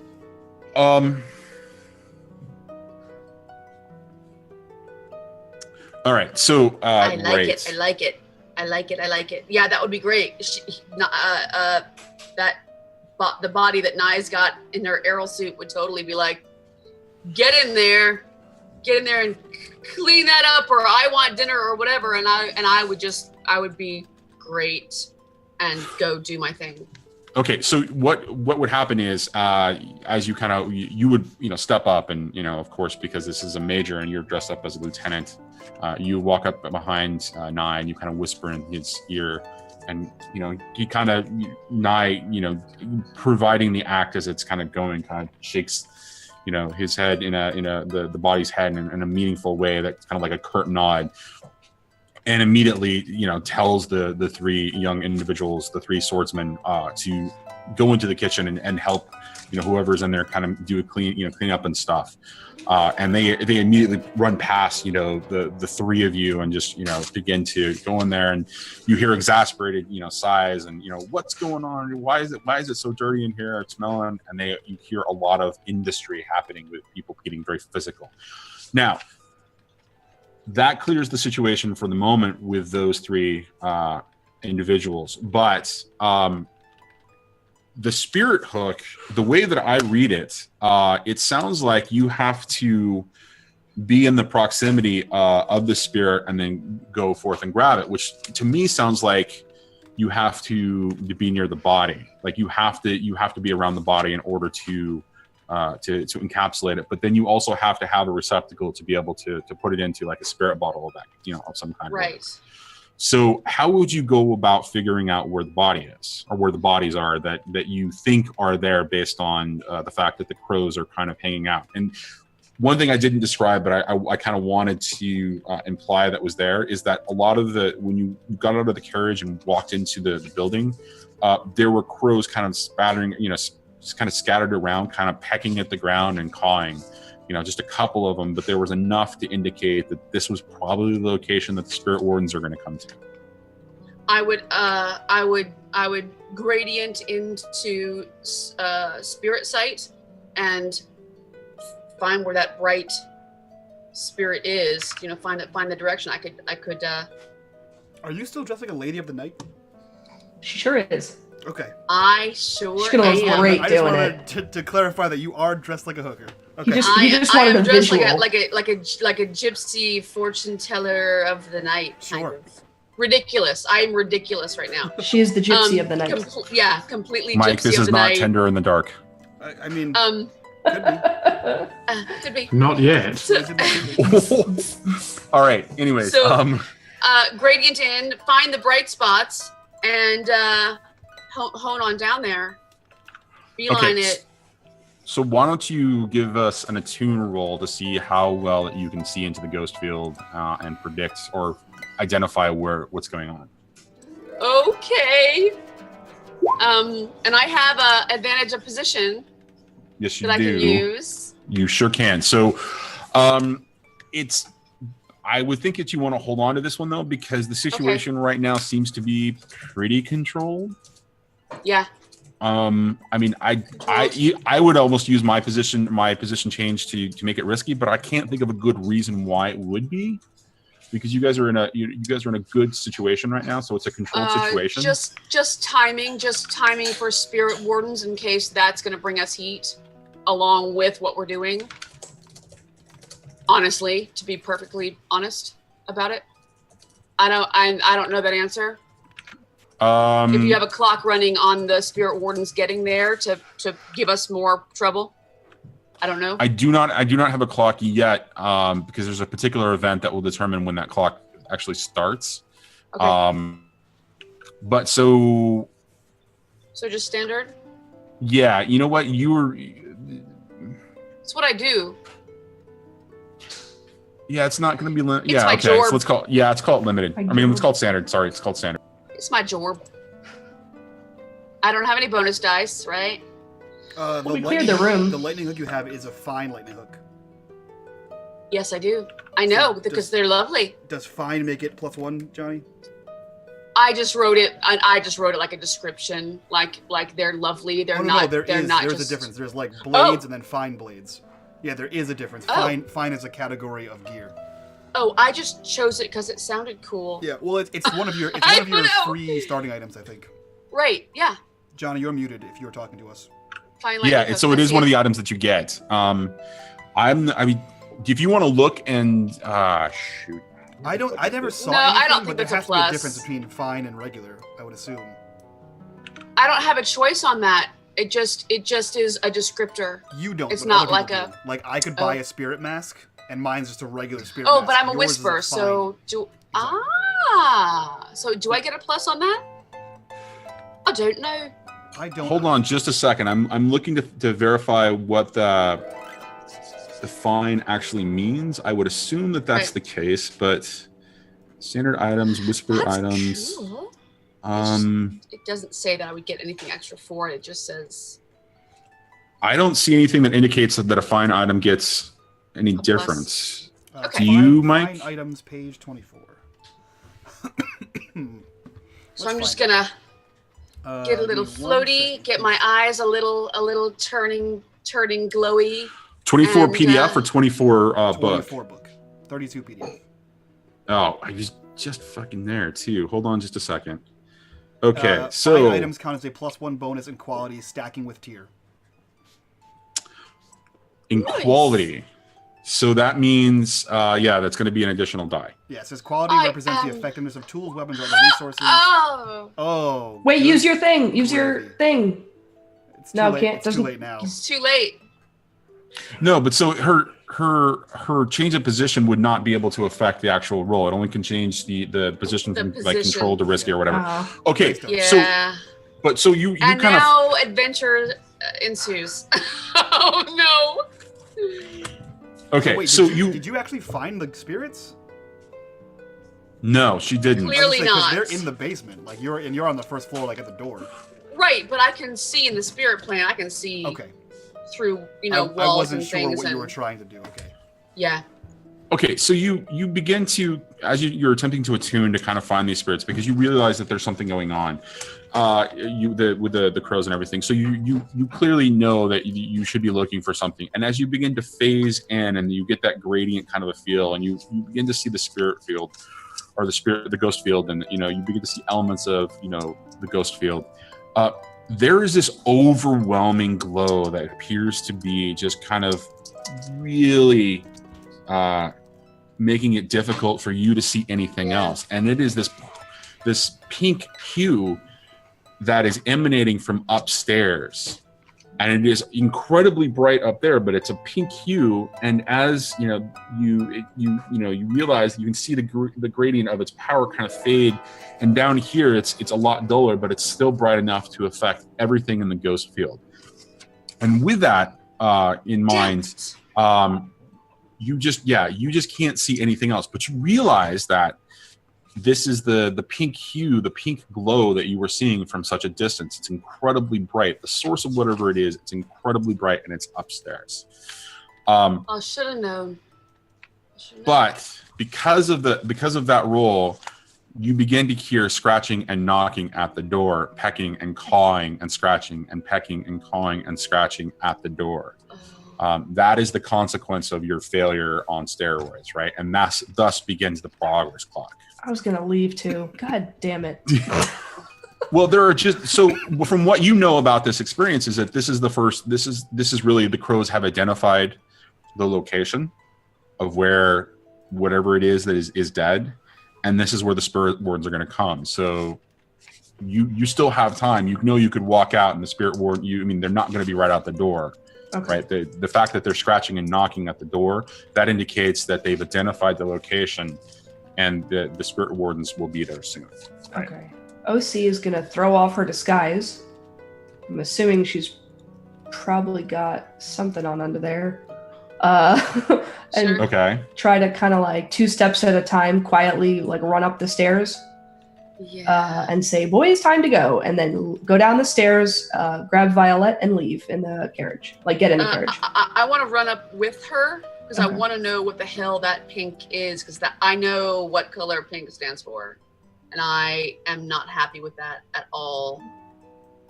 And I want to see what's up there. Okay. Give me just a second as I drop the progress clock onto the table. It's going to be a temporary one. I'm not going to even label it, but that is an indicator of the urgency of your situation Yeah. in regards to the spirit wardens arriving. You're going to have to move it up a little bit, Mike, in order to capture that. Yeah. So it's that big one in the corner over there. All right. So I'm assuming both of you head upstairs with Nye in tow as the major? Nope, Nye's watching our backs in case those guys come out. Okay, is he watching, or is he/she watching your, backs at basically at the bottom of the stairs, or is Like going over by off the and chessboard, managing- probably just having a drink, like acting casual. Like, Okay, all right, fair enough. Okay, so you walk up the stairs and you hear, what appears to be, again, Nick's kind of arguing, or yelling at somebody a little bit, making a bit of a noise about something. And I'm going to cut over to Nyx and Reymond. You're not in the bottom costumes. You're Reymond. So what is Nyx and Reymond doing once this has happened? So Nyx is continuing yelling at Reymond as he's like walking back and like grabbing the guy's body and like holding him up over his shoulder and trying to figure out how the hell they're going to get out. Because he hears new voices in the basement, I assume. Or he hears new voices on the first floor. You hear some voices downstairs, and you hear some shuffling as you're making the note. Yeah, he didn't account for more people coming, and it sort of destroys his whole plans. So he is now trying to figure out how the hell to get out now that there's more people in the house. But he hauls the guy up over here, and he's like trying to get Bowerstone to continue this ruse of, oh no, I dropped the soup. Yes. OC I will dropped probably the tell soup. him that you could still go out through the basement. They're all in the kitchen. And also there's a major here, and he's on our side, so just we'll explain later. Oh, so you actually, so if you throw the She door won't- open, because the door is closed, Nyx immediately like rounds on you like with one fist out because he's holding a dude, and he sees you and he says, What are you doing here? We came to rescue you. You had one job. It was to be a distraction. We How can did. you We distract did our job. everyone? You're here. Yeah. They're all Yeah. real fucked up. They went home. Yeah. Distraction achieved, sir. Why are you So- here? You're welcome. And then she's gonna leave. Crows. I had that managed as well. Do ya? Yeah. Not so sure. But let's go. Well, at Let's least you go. didn't trigger the explosion when you walked in the front door. Good to know. The front door that was triggered to explode. Yes, good thing. I thought that was the front door. Where did I put those bombs? Whatever we never- you do, don't open any more doors. Worst We plan didn't have ever. him roll, and I forgot about that. I love that. The fact that it's a failure. That's so funny. Oh my god. That's hysterical. Do I see who Nyx has got with him?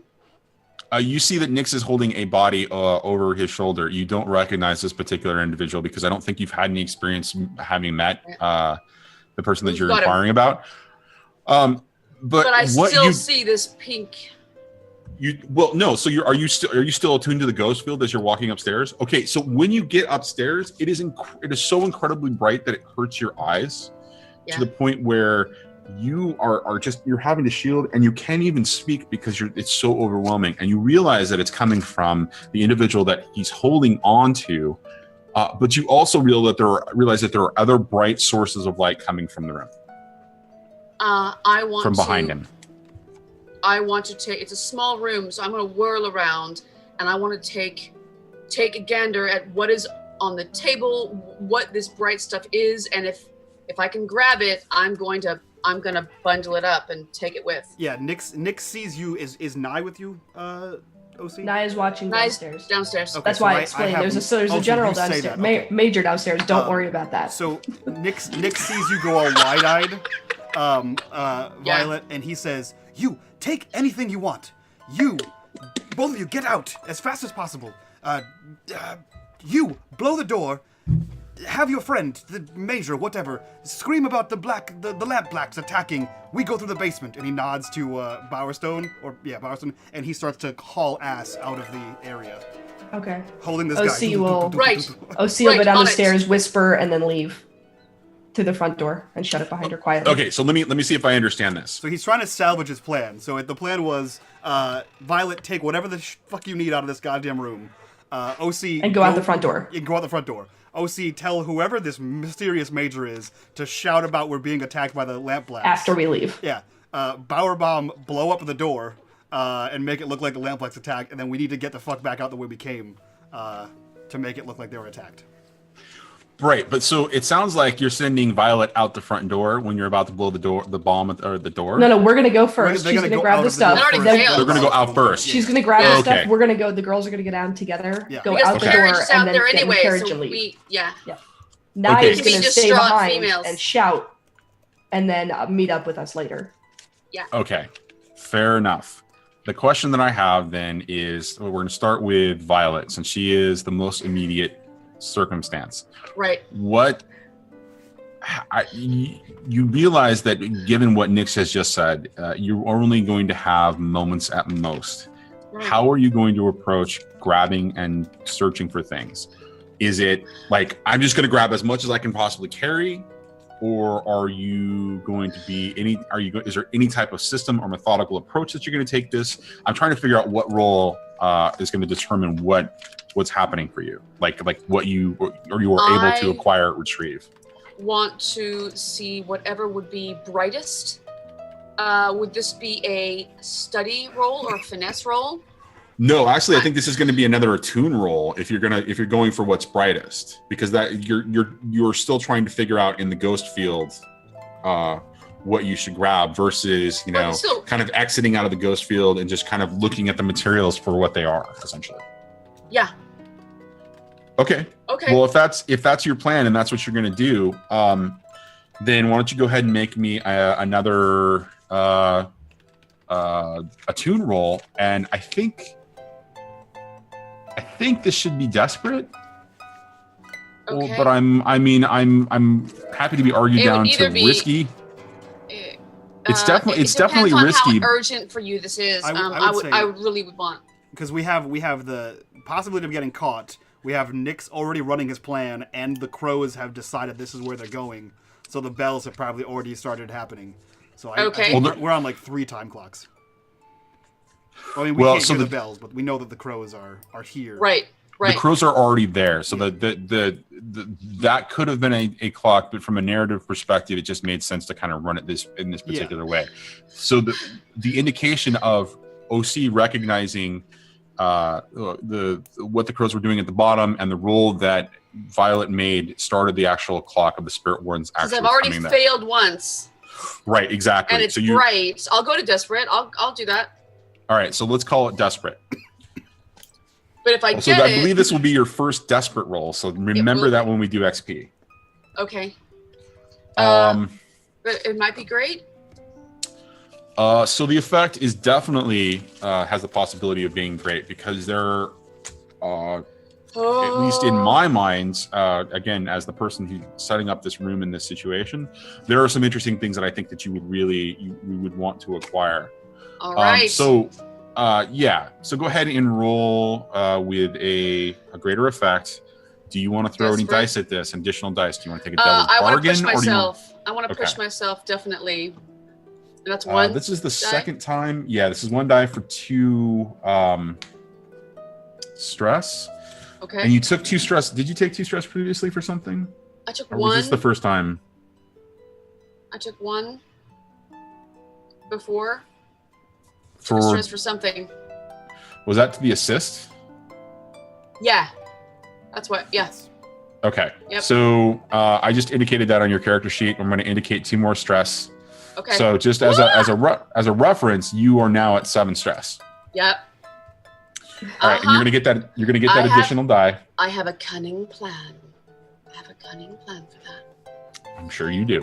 Oh, yes, I do. I'm very curious to hear your downtime. All right, go ahead and make that roll. All right, no Wheatons, no Wheatons, no Wheatons. Holy Fucking dicks. God. Holy shit. Side of the devil. Wow.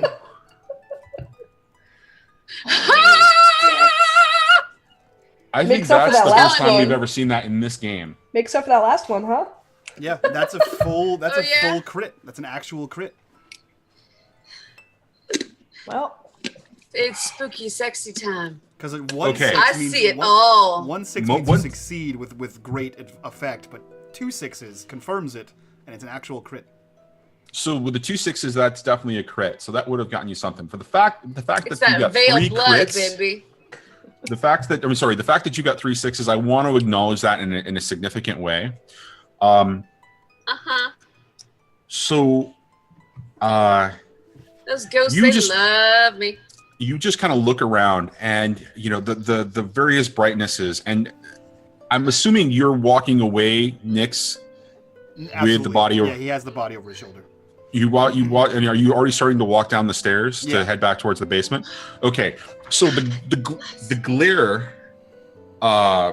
from the body begins to lessen a little bit, and just at the same time, you're like, you know, you're better than this. You know that you have the strength, and you just take a second and really begin to refocus your visibility into the ghost field.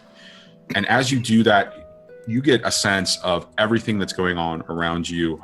You see various items in the chest that have various different hues and glows, that, you know, the different levels of intensity. But because you've just kind of refocused yourself, you begin to focus in, and you see, as you look around the room, you see 3 different items that stand out as being the most intense and having the most essentially weight in the brightness and color and intensity. Yeah. So you look first, and you see there's a book sitting on the desk that appears to be open to a particular page on a set of passage or whatever. And as you kind of look at it, you realize that you step closer as you're kind of looking at it, and you pick it up, and you look at, and you realize that there's a little bit of scribbling in red in the back of the book, and you flip all the way back, and you find a page that looks not quite similar, but very close to the other page Codex found in the Umbra. back. Yeah, found in the back of the ledger. the ledger, the Codex Umbra. All right. So Grab the you book. close that. You close that book, and immediately you tuck it under your arm, and you kind of look over, and you step into the large chest, you know, traveling chest, and it's very much a wardrobe on its side, but it's filled with a bunch of items, and there are various bits of clothing, you know, off to one little side of it, but for the most part, it's filled with items, and you know, papers and scrolls and that kind of a thing. And you look in, and you see that there is an amulet that is glowing so bright with so much intensity. Your breath is taken away with not only its beauty, but also with the intensity of its lights. And so you reach out and you grab it, and you stuff it into one of your pockets, and you're like, I'm going to take it with one of my little sashes, like one of my little handkerchiefs as gypsies. With the handkerchief, I'm going to not even touch Okay. it. so pretty much Okay. your pants. Your gypsy pants. So as you're stepping away, and you're almost kind of moving away from it, because as you realize that the rest of it is mostly uniform. But did you see a glint of something? And your eye gets caught, and you kind of look back, and you begin to kind of shift things aside, and at the bottom you find this brilliant thing, and it's at first it shines, and you just kind of again gain control of the intensity, and you realize that it is shining brilliant brilliant rose colored, not just pink, but rose colored almost. And you kind of gain focus, and you realize that as you step back from the ghost field a little bit to kind of get an idea of what it actually is, because it's so brilliant in the ghost field you can't see. It is a beautiful 6-inch obsidian blade, and it's there, and it's got a black hilt, and it's got a black base, to the at the bottom of the hilt, and it's wrapped in a a beautiful black ornate handle with like leather and various other little bits, but the blade itself is obsidian black, and in the ghost field it shines incredibly bright, and outside of the ghost field the blade shines with this, but it almost absorbs light at the same time. It's this weird kind of effect. And so with this, you reach out another handkerchief and you grab it and you kind of put it away, and you look longingly. A little Eruvian sort of prayer of thanks, a little traditional Eruvian little something prayer of thanks, and I reverently grab it and tuck it away. Okay, and you look back longingly at everything else and then that's in there, and you realize that you have to leave it here, and you move out, and you find OC waiting at the top of the stairs for you. What are the two of you doing? How are you doing this? She's gonna say, "Okay, let's go." Yeah, not know what's going on. She just saw her really excited with all the nerd stuff, and was just like, "Okay, let's go." We have to go. Yeah, we have to go. Let's get. So what does a let's go mean? Loud and proud. So she's gonna grab her by the hand and start running down the stairs quietly-ish. Whisper something very specific that we'll come back to later for Tanai, and then go out the front door and shut it behind them. Okay. To the carriage, out the front door, get in the carriage. Mm-hmm. You get in the carriage and you go. Okay, so as you kind of step out the front door, you realize that there's a scattering of crows there. It's more than just. It's not a full quote unquote murder of crows, but there is more. There's like 6 or 7, and they're cawing, and one is trying to get in as you're kind of walking in. You open the door and walk in, and you kick it, and it just kind of caws at you, and you're gonna kind of hops back and kind of nurses one wing for just a second, and then kind of shakes it out. But in that time, you both walk out, close the door behind you, step into the carriage, and make your way away from this location. So we're not going to call it at the end of you guys' involvement in this yet, but we're going to cut over to Nyx and Bowerbaum and figure out where they are next. Go boys, go! Nyx, you grab the body, walk down the stairs, and then did what? So I see this mysterious major that they were saying was here.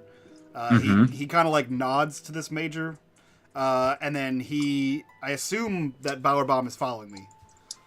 Yeah, and behind him he's going to chuck on his mask. He better go full costume now. He's full costume now. Good. Full stoom, as the cool kids call it. Great. For full what? As the cool kid? What? The full stoom. Oh, okay. You used to abbreviate costume. Get out. I did. Get out. Oh, Get the fuck out. Oh. I think you've got to give him a penalty die for that. Is it because there's a man in tight leather next to you, or is it because of the joke? It's a little bit of both. A little bit of column A, a little bit of column B, for being honest here. Okay. Yeah, he like nods to this whatever the hell, and he's like watching Bowerstone like pull out pieces of costume as he walks down the stairs and doesn't have a telephone booth to change into. The 4 men are still in the kitchen, right? Yes, they are. Yeah, he points to Bowerstone, or he points Bowerstone towards the door, and he says, "Set the timer." Actually set the timer this time. I did, but apparently I set it to next century. All right, so Bowerbaum, explain to me how these bombs work. What is the nature of these? It's going to be a simple fuse. It's in the basement, right? So I've got this enormous long wick that's still going on. It's a timer. Roger Rabbit length wick. Okay.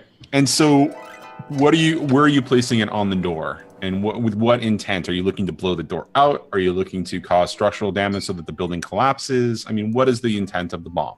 To blow the door out. Okay. Although... I was going to say, I didn't give any directions, so this is all on you. Structural damage instead. Structural damage. Okay. Yeah. So are you just looking to take out the facade that is the front of the building? Yes. Or are you looking to actually take out the entire building? No, just the front of the building. I won't kill everyone today. Okay. All right. So what are we going to call that? Because I think that deserves a roll in respect to the results of that. If you're literally breaking shit and destroying it, it's wreck. Oh, you're right. It is wreck. Okay. Not a single point in that. I'm looking forward to this. Oh. Are you sure you wanted him to place that bomb? I don't have a single point in it, and he said I have explosives, so I said go for it. It's in the name. If I cock this up, it's... There's no bomb in Bower Bottom. You know what? If I do cock this up, I will be Bower Bottom, because bomb, there's nothing associated with me. Riddle, Tinder Bottom. I think he's taking too much pleasure at with some of OC's girls. Okay, so I'm going to call this desperate. Oh, yeah. Unless anybody can think of it just being risky, because of the fact that he has no skill. Can I use the bonuses that we got? Oh yeah, sure. You can go. Yeah. You can bring it down to risky. Yeah, we'll do that. We won't try to be too shit today. Okay, sure. All right. So the feature standard. Limited. What do you guys think? I mean, if he's going for structural damage, how many bombs do you have? 50. I don't know. How are you using all of them? Oh, heck yes. You just blowing the whole load? How long is that timer set for? Couple of seconds. I've got to measure the 7 work. max. Right. Yeah, I mean, okay, I could see standard or great depending on how big the explosion is. This is like a shitty building, right? It's not like I could see great because otherwise we're kind of screwed. Well, the structure is definitely not, in the best state of mind, or the best state, especially because there's probably a little bit of disrepair due to the turf war that's going on. But I wouldn't say that it's falling down. It's not a shambles. Mm-hmm. So yeah, I'm okay with either standard or great. Really, the result of what happens and the consequence of what happens if he fails is going to be more entertaining the greater it is. So I'm thinking great. All right, let's go for it. All right, are you going to take any additional die? You going to push yourself, or maybe take a devil's bargain? I think I do. Why not? Which do you want to do? So let's go for I'm going to push myself. Okay. So that's 2 stress, and go ahead and add an additional die. And here we go.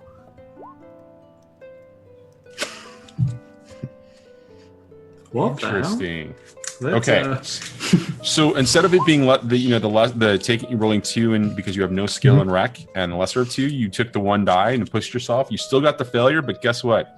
It's not that bad, but you still failed. It's not that bad. It's the second to worst roll you could possibly get. It is the second to worst roll, but if you had without that 1 die that you just took to push yourself, it would have been a lot worse. I guarantee you. Okay, so you're doing the thing. You're kind of attaching. What do you do after? Because so this die roll is the result of what happens when the bomb goes off. All right. You've already established that you've set the timer for a very long time. So what do you do after you set the timer? I'm assuming Nick's immediately headed into the basement after he told him to in order to set the bomb. So I'm assuming that you left Bower bomb on his own, to his own devices at this point, as you made your way down to the basement. Yeah. Okay. I imagine him as he's doing it, he hears a voice behind him. What are you doing? And it's Rudd behind him, and he's like, ah. So yeah, Hey. Rudd does ask you what. I mean, that's an interesting set of failure. So Rudd does like turn and ask you what's going on. He engages you. He's what are you doing? I thought they already had the booby trap there. And you realize as you look, there was another booby trap that had already been tripped. I'm gonna have to have done well there. Double booby traps, He's like, I don't know. And he immediately says, I really don't know what to do with that.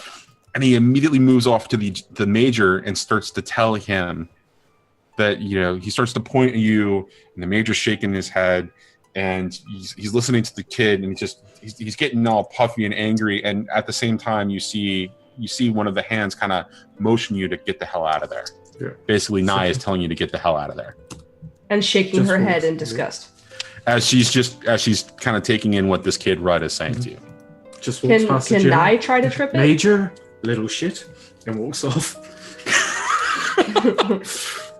Nye could trip it because she was watching through the major's body what was going on the entire time. So could she try to fix it? Oh, she could actually. Okay. But we'll get to that in just a second. Bowerbaum has decided to move away after Rudd went off to go talk to the major. You I guess head to the basement and head down to the stairs. Mm-hmm. Yep. Okay, so the both of you are in there. There are two bodies still down there. There's not a smell that's starting to develop, although you are very aware that there are two bodies down there, and they're kind of squishy and starting to congeal and start to bloat a little bit. And you have, what are you guys doing? You're at the bottom. Are you going to just go down and make your escape, kind of a thing? Yeah. So I guess he wouldn't have seen how shitty Bowerbaum's explosion attempt was. Not at all. Yeah. So he kind of looks at him, and he says, "Can you make a smaller one here?" Of course, I am the best. Get inside first before we attempt this. Perfect. It was supposed to be an earth-shattering kaboom. Yeah, he starts to head towards the hole. So what's the intent here? The intent was to make it look like they were attacked by the Lamp Blacks, and that they came in this way, fought these two dead bodies, and then came out through the front door and stole this guy that's over Nix's shoulder. So small explosion in, big explosion out. Okay, so you're going down into the catacombs and then placing the bomb so that it goes up and into the basement. Okay, yes, that's his plan. So you jump down, you finagle the body down through essentially the opening into the catacombs, and you drop the body, and then you jump down yourself down there, and you kind of motion to Bowerbaum to do that thing. Now again, Bowerbaum, I'm going to have you make that roll. Can one push themselves again? Sure. Is there any reason that this would be a finesse roll instead of a rec roll? It is a smaller explosion. I imagine now he just puts his hands down, stick of dynamite, throws it back. I'm giving you the opportunity to finesse it and kind of do like a controlled explosion here. If you're just going to throw that, we're going to call that a wreck again. Very well. Oh, it should be more finesse, shouldn't it? It is a I small. think it should be a finesse because I believe that you have finesse, right? Maybe you do want to get out of this without too much problem. I'll chuck it, or not chuck it, place that stick of dynamite just inwards, and have the wick coming down. It's quite a long wick, so at the bottom of it, he just looks to Nix. Would you like to do the honors? Nix looks over his shoulder at the guy, and he says, "No, I believe you have this." And he starts to trudge, adjusting a full-sized man on his shoulder as he walks through a tiny tunnel. You'd think so. And he lights it. Okay, and then you're going to do the wreck, right? You're going to do the wreck roll, right? It's going to have to be a wreck. Oh my god. Nailed it. Are you going to push yourself again? Yep. All right, so take 2 more stress. And roll it. No wings. And so I don't think that this is anything. I think this is another controlled situation. I think the effect is going to be standard, though. All right. So, Rick. Controlled. Standard. Give me that bonus dice. And... You're a... God. How long was the wick? It was a long wick. Like I said, it was character. So, It was wicked long. as if Like in answer to your Wile E. question, Coyote long. as if in answer to your question, Skag has donated $17, and since one of the donations is Gondor's aid changed the effect of a score, he says, "Can something really bad happen to the bombs?" He did that himself, though. Oh, yeah, I did. Yeah, but also there's spirits hanging around. Oh. Did you? So I got to take a step back for a second and ask. Oh, my Slade, Lanta. what the hell did you do to piss off Skagit? Because clearly he's got it out for you, man. You know, What did he not do? I may have been really Exactly. intoxicated one night and may have urinated on his family's tombstones. Okay. And when you pee on a Viking's Again? tombstone, you know. All right. So we're gonna. That's absolutely gonna happen. So you throw it. Start to head that walk with Nyx back towards, your exit point. Essentially your exit point. We're gonna cut real quick. Because OC wanted to make Nye do something that was semi-smart, which was kind of to save the ass just a little bit. How would Nye attempt to fix the bomb that's at the front door? She's gonna try resetting it. So that to try to fix the fact that it's just a dead bomb, try to put finagle it. Well, so it's the effect of the bomb is going to be not what he wanted. He said it was a simple fuse and it was a really long fuse, but the placement the first of it one, the one upstairs. Yeah, like I said, it also had a really long fuse that's kind of going off right now, and she's in the Major's body, acknowledges immediately that Rudd needs to go back to the kitchen and help out there, and so she orders him via the Major's body and says, "You go back there, I'll take care of that thing that whatever he was doing there." And so she watches as he goes back and does exactly what he's going to do. Now, when Nye looks at this, the bomb is placed in such a way that it's just going to cause the maximum amount of damage to the structure and probably cause a lot of people's death. But it's placed in such a way that the blast might actually come inside and cause an effect in a way that doesn't do the demolition, but also may hurt people outside of this place. So just generally, there's a common sense thing that there's going on there, but the fuse is still going. So I'm going to leave it up to a fortune roll, but I want to know how Nye is going to fix this situation. She's trying to take some of the bombs off and just disarm them and just have the one so it looks, just a break-in. Just like a regular old break-in. Okay. So I'm going to go ahead and roll this. And so we're going to call this at least one for sheer luck. Is there any advantages or disadvantages, or is there traits that we think is positive, negative in this situation? If she gets caught, she's a major. So what are they going to... Okay. She probably does not have any experience doing this kind of a thing, though. So that's going to take away the positive that she would get for being the major and nobody messing with her. So unless anybody else can think of anything, this is basically going to be just a 1d6 roll. Okay. So let's see what happens. All right. So she sends Rudd off and she starts to mess with this thing, and she starts to pull various little sticks and pieces of explosive from this, so that when the bomb actually goes off, she does prevent it from doing the maximum amount of damage and just basically looking like an entry point. But as she's doing that, one of the Eruvian swordsmen, the red sashes, kind of walks up behind her and goes, "What's going on? Why are you doing that?" And she realizes that she's caught.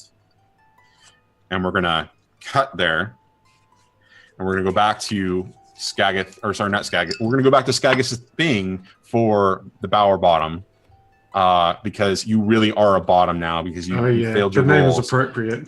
Okay, so you guys are making your way through the catacombs. What's the exit plan? Are you going to go the same way you came out? Is there a different plan? Are you going to meet somebody at the canal?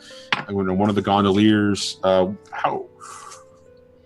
What's your intent? I mean, you've got the body now. I mean, you've got the body of the whoever was being held. Yeah, I imagine that Reymond's wagon was next to one of the sewer entry points, so that's where they'll go so they can dump the body in that. Okay, so as you get up to the top, to the grate, and you're kind of opening up, you see that there are two crows from the gang, the street gang, the crows, that are currently trying to strip it. And remove its, remove all of the adornments because, you're the Bowerstone. You're going to have quite a well-adorned vehicle.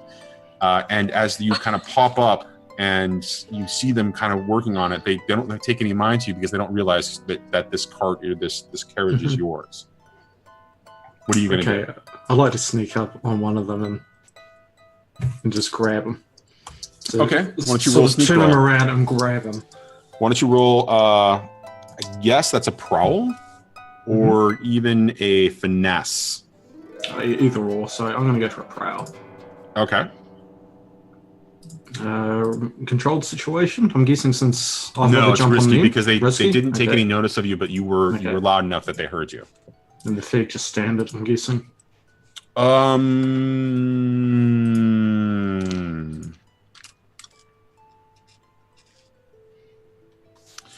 I could see it being limited because if you're focusing on one individual, unless you want to take, you want to do something that actually, sneak up on the both of them and then take advantage of them. Well, it's sort of like an intimidation, sort of like a presence, just this boom, who's this guy? Give them the fight because they don't know that they're being watched or whatever. Okay, I'll call that standard. I mean, they did hear you. They did hear scuffling coming out of the exit point from the catacombs, but. They didn't take notice of it because they're intently focused on what they're doing. So I'll call it great.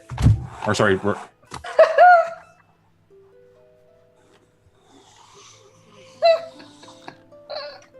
Oh my god!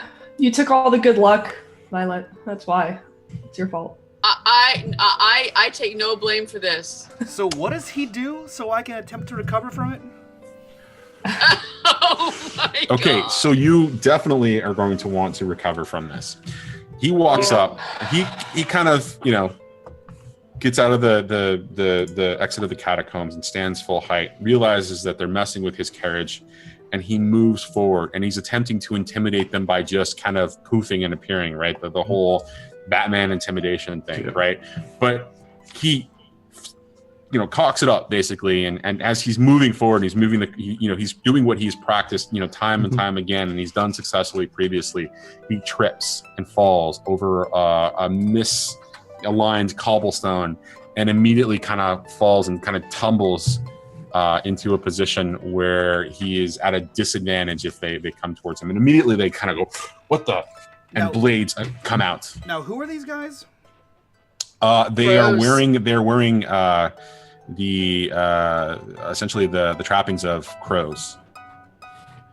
Typically, the crows wear pretty much dock workers kind of clothes, but they're clearly adorned and decorated with Deathseeker crows feathers, which is how you can identify them. And how far is the stumbling Bower Bomb in front of me? Well, so when you guys came up, it was probably 20 feet from where you were, and so he made a move and got about halfway there. So he's about 10 feet away from you. So, I still look like a red sash. Yeah. Yes, you do. Fuck. So does he. Well, he looks like a Bower sash. I took it off. I took it off when I said I was going into costume. How into many of them cosplay? are there? Yeah. There are two, and they were currently trying to. They were doing something. It looked like they were lifting stuff off of the adornments of the. Just the adornments. Okay. Like you don't know exactly what they were doing. They were just grabbing. They were trying to pry, some of the more beautiful ornate things that are on your carriage because you're Bowerstone, right? Yep. Let's just hopefully they didn't go inside and jack all my equipment. So, you mean your bombs? Fuck. All right, so I'm gonna The say. backup Well, bombs? my extra costume, my bombs, my boomerangs, So I'm all gonna- the You may all the regret what things. Skagatha did to you. I'm gonna say what Nyx is gonna try to do, and then I'm gonna Okay. roll because fucking what's the worst that can happen? So he sees Bower Bomb being a Bower Bomb, and he's quick on his feet. So he thinks, "Oh shit, I'm dressed as a red sash still. I have an idea," and he takes a few quick steps towards these two men, and he says. My friends, you are attacking a carriage on my turf. This is quite unappealing to my friends. You are already the weakest of the men in this crow's foot. Should I just stomp you out now? And as he does, he's going to take the body on his shoulder and throw it at one of them as he leaps to attack the other one. So it's a deception. It's a distraction and a deception to attack, and not a ruse or a way to he's sway gonna them. he's gonna throw this dude at this other guy because when you have a man coming at you, you kind of have to deal with that while he attacks the other one. So I don't know what you Jesus want to roll. Christ! Let's go there Wednesday. I don't know what you want to roll there. Sorry, I just saw something in Discord. I had to marvel at for a second. Right. Jesus. So that to me seems like a skirmish, or could be a finesse. I'll give because you a of the way you're. skirmish if I'm doing both. If that counts. Well, so there's going to be one roll tied to this particular action, and Okay. it's really just it's about your what your ultimate result is you're trying to attempt to do. So to me, it sounds like because you're bluffing, then you're throwing, and then you're making your attack. That really does sound like a coordinated effort, and skirmish seems like the best. Okay, so I'm gonna say skirmish. What position would you call it?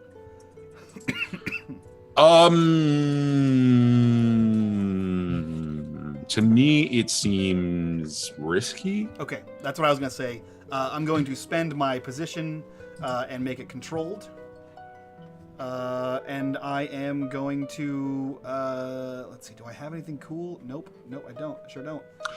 So I was saying that it's risky because it's essentially 2 against 1, but there's not a situation where you're desperate. Why? I'm curious. When using your one position change, what about the situation is going to that gives you more control?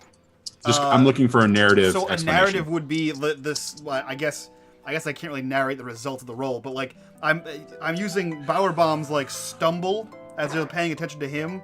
I kind of come out, throw a dude at them, so they're all focused on this one guy, and then I sort of do the Bower Bomb move where I rush up while they're focused on the guy coming at them. So they all kind of, for a split second, they look at the corpse being thrown at them or the unconscious body. So it's a split-second distraction that gives me a slightly better advantage. Okay, that actually sounds really awesome. Okay, Standard? so at least I would almost say great, because the description is that you would be basically getting the drop on them because of there are so many distractions, like the fact that Bower Bomb did the stumble and kind of moved forward, just kind of screwed it up. So they're immediately focused on him, plus the distraction of the body, would mean that you probably get a better position in your attack on at least the one and possibly the both. Yep. The only way I can see it being standard, or maybe it being reduced to standard, is if your intent is not to distract both of them, but just to take out the one, or not, to get one of them. Oh no, I want to kill them both. Absolutely. Okay. So we'll call it great. So we'll call it great. And I am going to push myself and take 2 stress. So we'll give a +1 bonus die on that. And fucking guns a-blazing. 6, motherfucker! Yes! Finally. Okay. So you see what Bowerstone is doing. He steps forward. He's trying to do his thing. but it's almost like an Inspector Clouseau or the bumbling detective kind of a thing. And he does that trip and he kind of tumbles and moves forward, and he doesn't really hurt himself because he tumbles and moves forward because he has so much skill. But you having the insight, we use that term lightly. He's like Willy Inspector Wonka. Gadget. He's like Willy Wonka, the Gene Wilder, when he like puts the cane in and then tumbles and then stands up. Exactly. Yep. Exactly. And so as that tumble happens and he pops back up, he definitely distracts them because they hear, and because Bowerstone wasn't contemplating or expecting to do that, he does make a little bit of a noise that kind of catches them, and so they immediately kind of look at him, and you see this happen. You see the fall immediately, and you Nix, you think about it, and you step forward and you move up right behind and throw the body of the person that you've just taken towards which one, the first one or the second one? Whichever one's closest to Bowerbaum.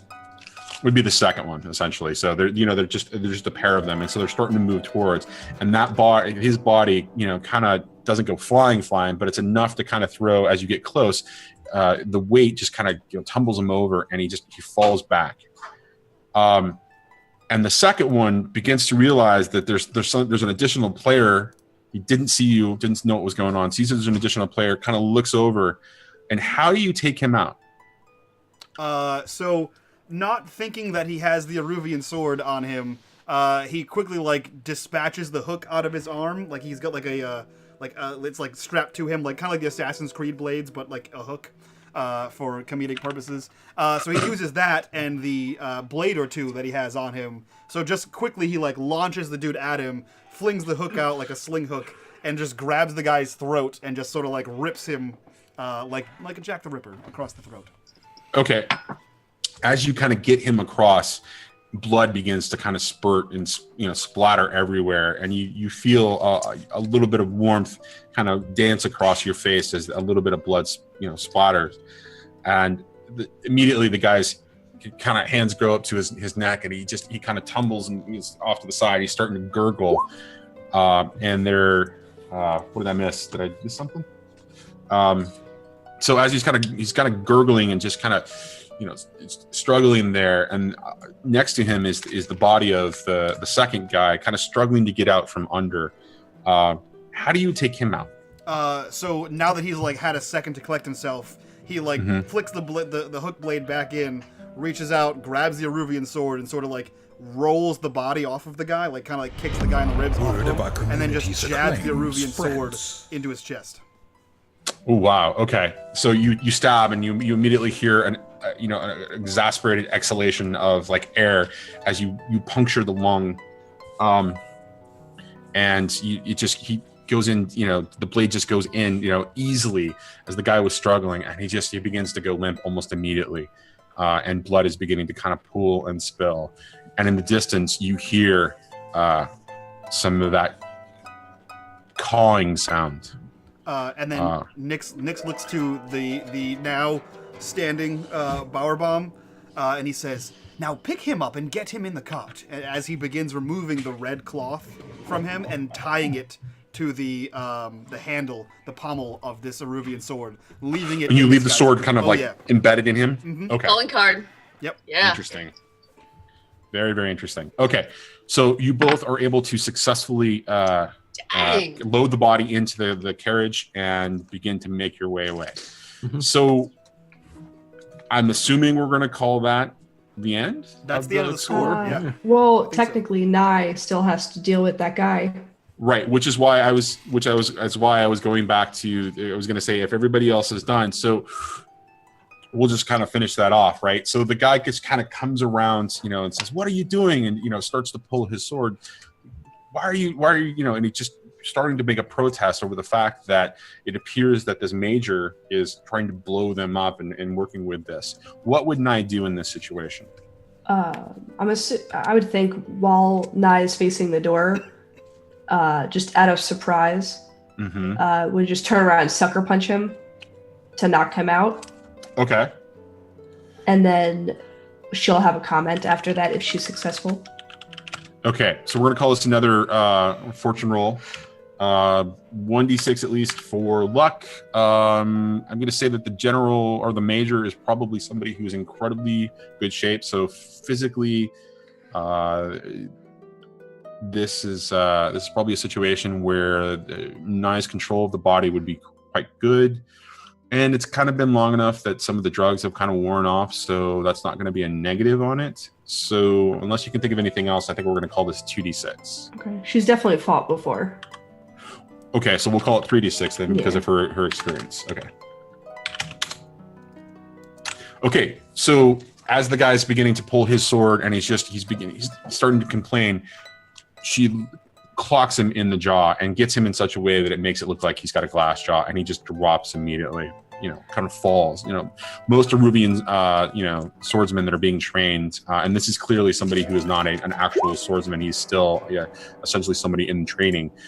Definitely would have, they don't all have the physical training that some of the more, skilled individuals would. So, without, unarmed fighting kind of a thing. So that combined with everything else, combined with Nye's experience, she just clocks him and he just drops immediately. Okay. And there's no disturbance about what's going on, back there.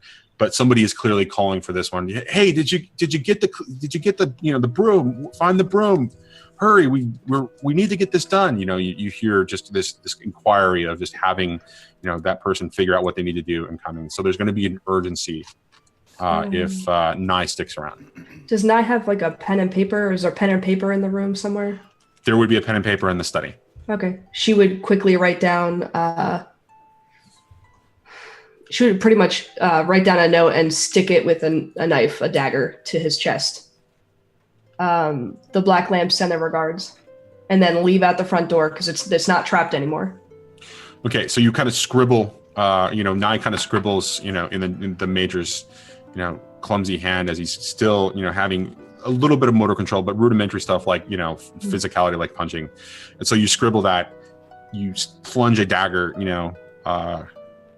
into the soldier's essentially chest with that. Should leave his badge too, or something, like one of his identifying, like right by the front door, and then leave the front door open, like just kind of like as if to frame him because he, Right, totally.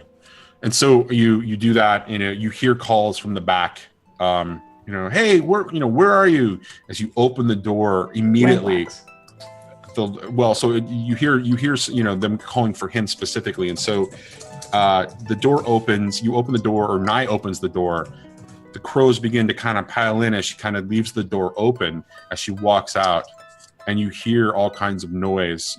As there is some sort of surprise as the body is being discovered, because there's a bunch of noise coming from the crows, making all kinds of noise as they move into the house.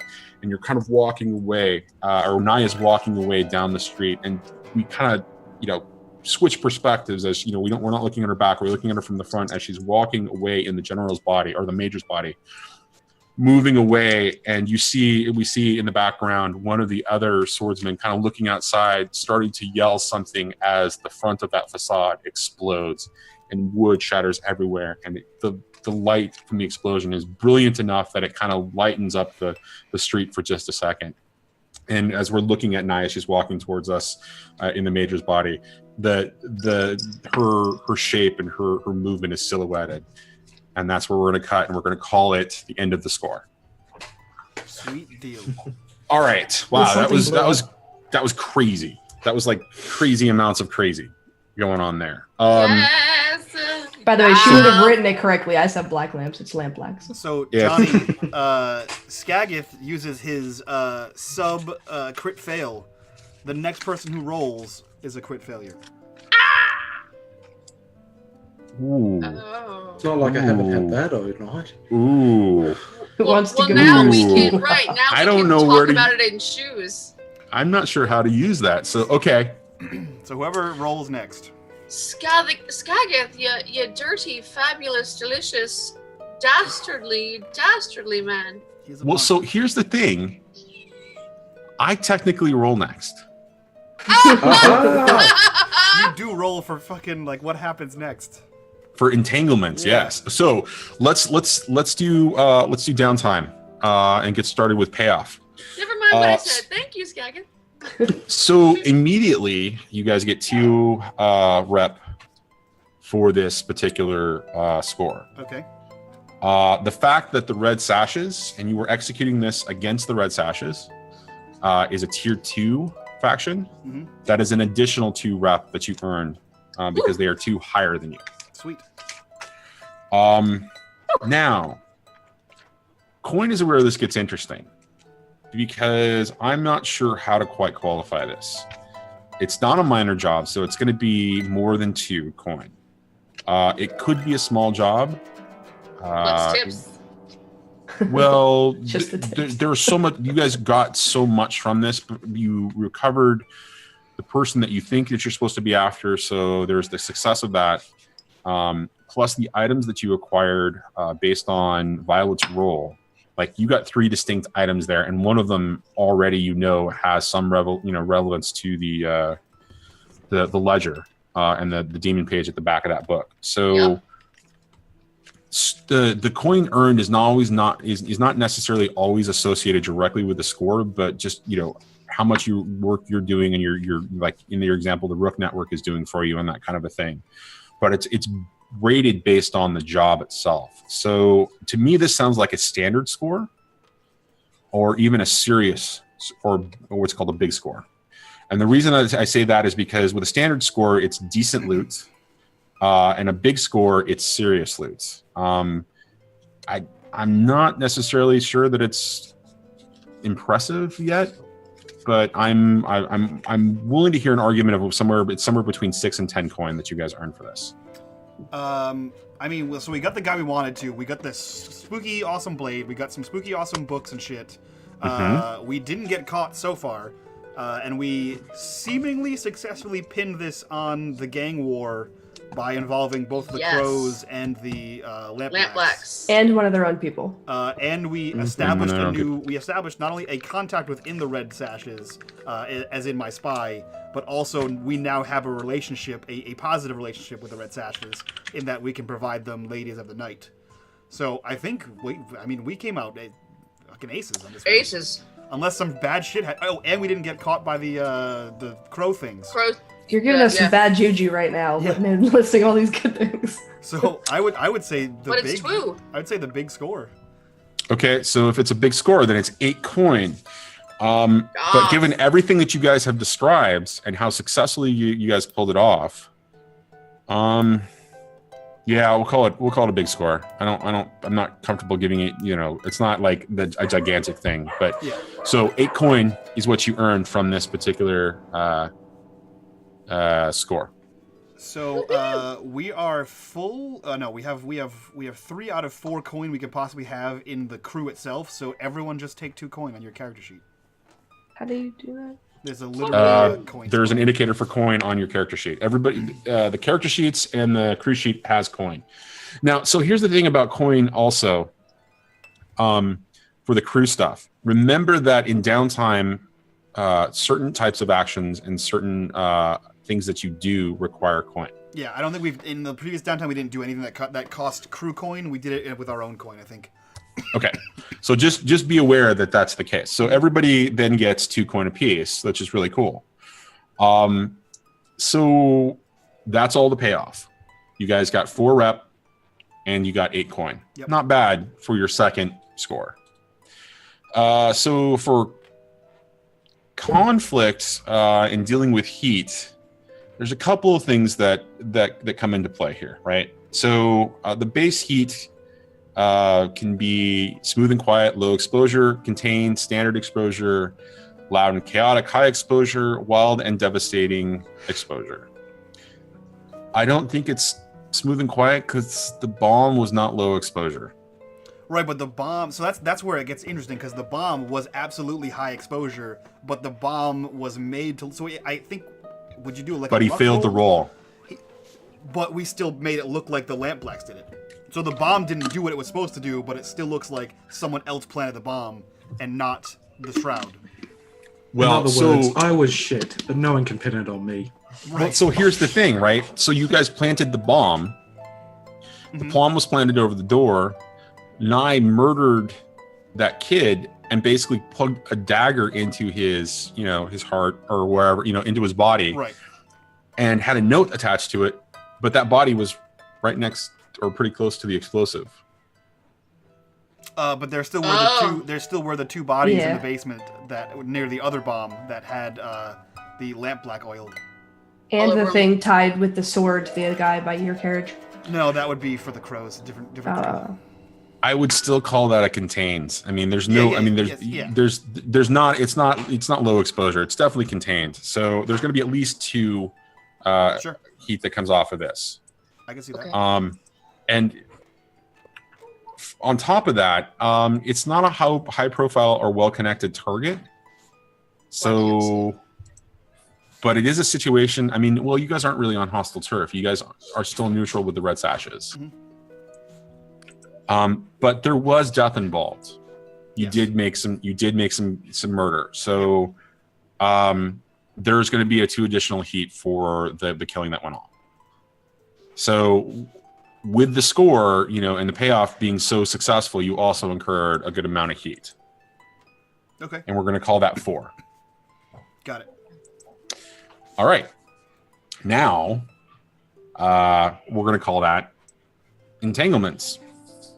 Since Skagith said that I'm not allowed to use it for the roll, which in this particular case, okay. I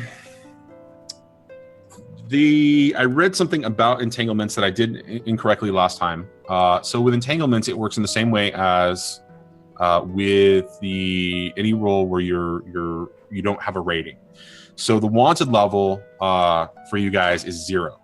You have a 4 heat, but you have a wanted level of 0. So I'm going to roll 2d6 and take the lower of the 2 rolls, and that's going to determine the entanglement roll and what actually happens. Last time we just did it with 1d6 because I made an assumption that was incorrect. So I'm going to go ahead and roll that.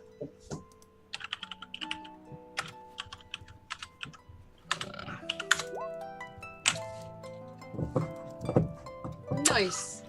That's very nice. So I'm going to give you guys the option.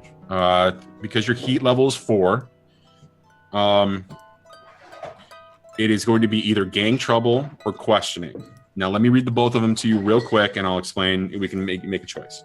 One of your gang or other cohorts causes trouble due to their flaws. Lose face, forfeit rep equal to your tier plus 1. Make an example of one of the gang members or face reprisals from the wrong party. If you lack a gang or cohort with a flaw, there is no entanglement. Okay, so there's going to be one difference if you choose this one. The last time we did this, you guys, Nyx basically beat the hell out of one of the cohorts, and that cleared it up. So it turns out that cohorts have an actual harm rating. So if you decide to do that again and you decide to make an example of that cohort, that rook gang that you have will take 1 harm, essentially. And they can get a maximum of 3 before you lose them. There are rules about that. So go ahead and look that up. So the alternative is questioning. Blue coats grab an NPC member of your crew or one of the crew's contacts to question them about your crimes.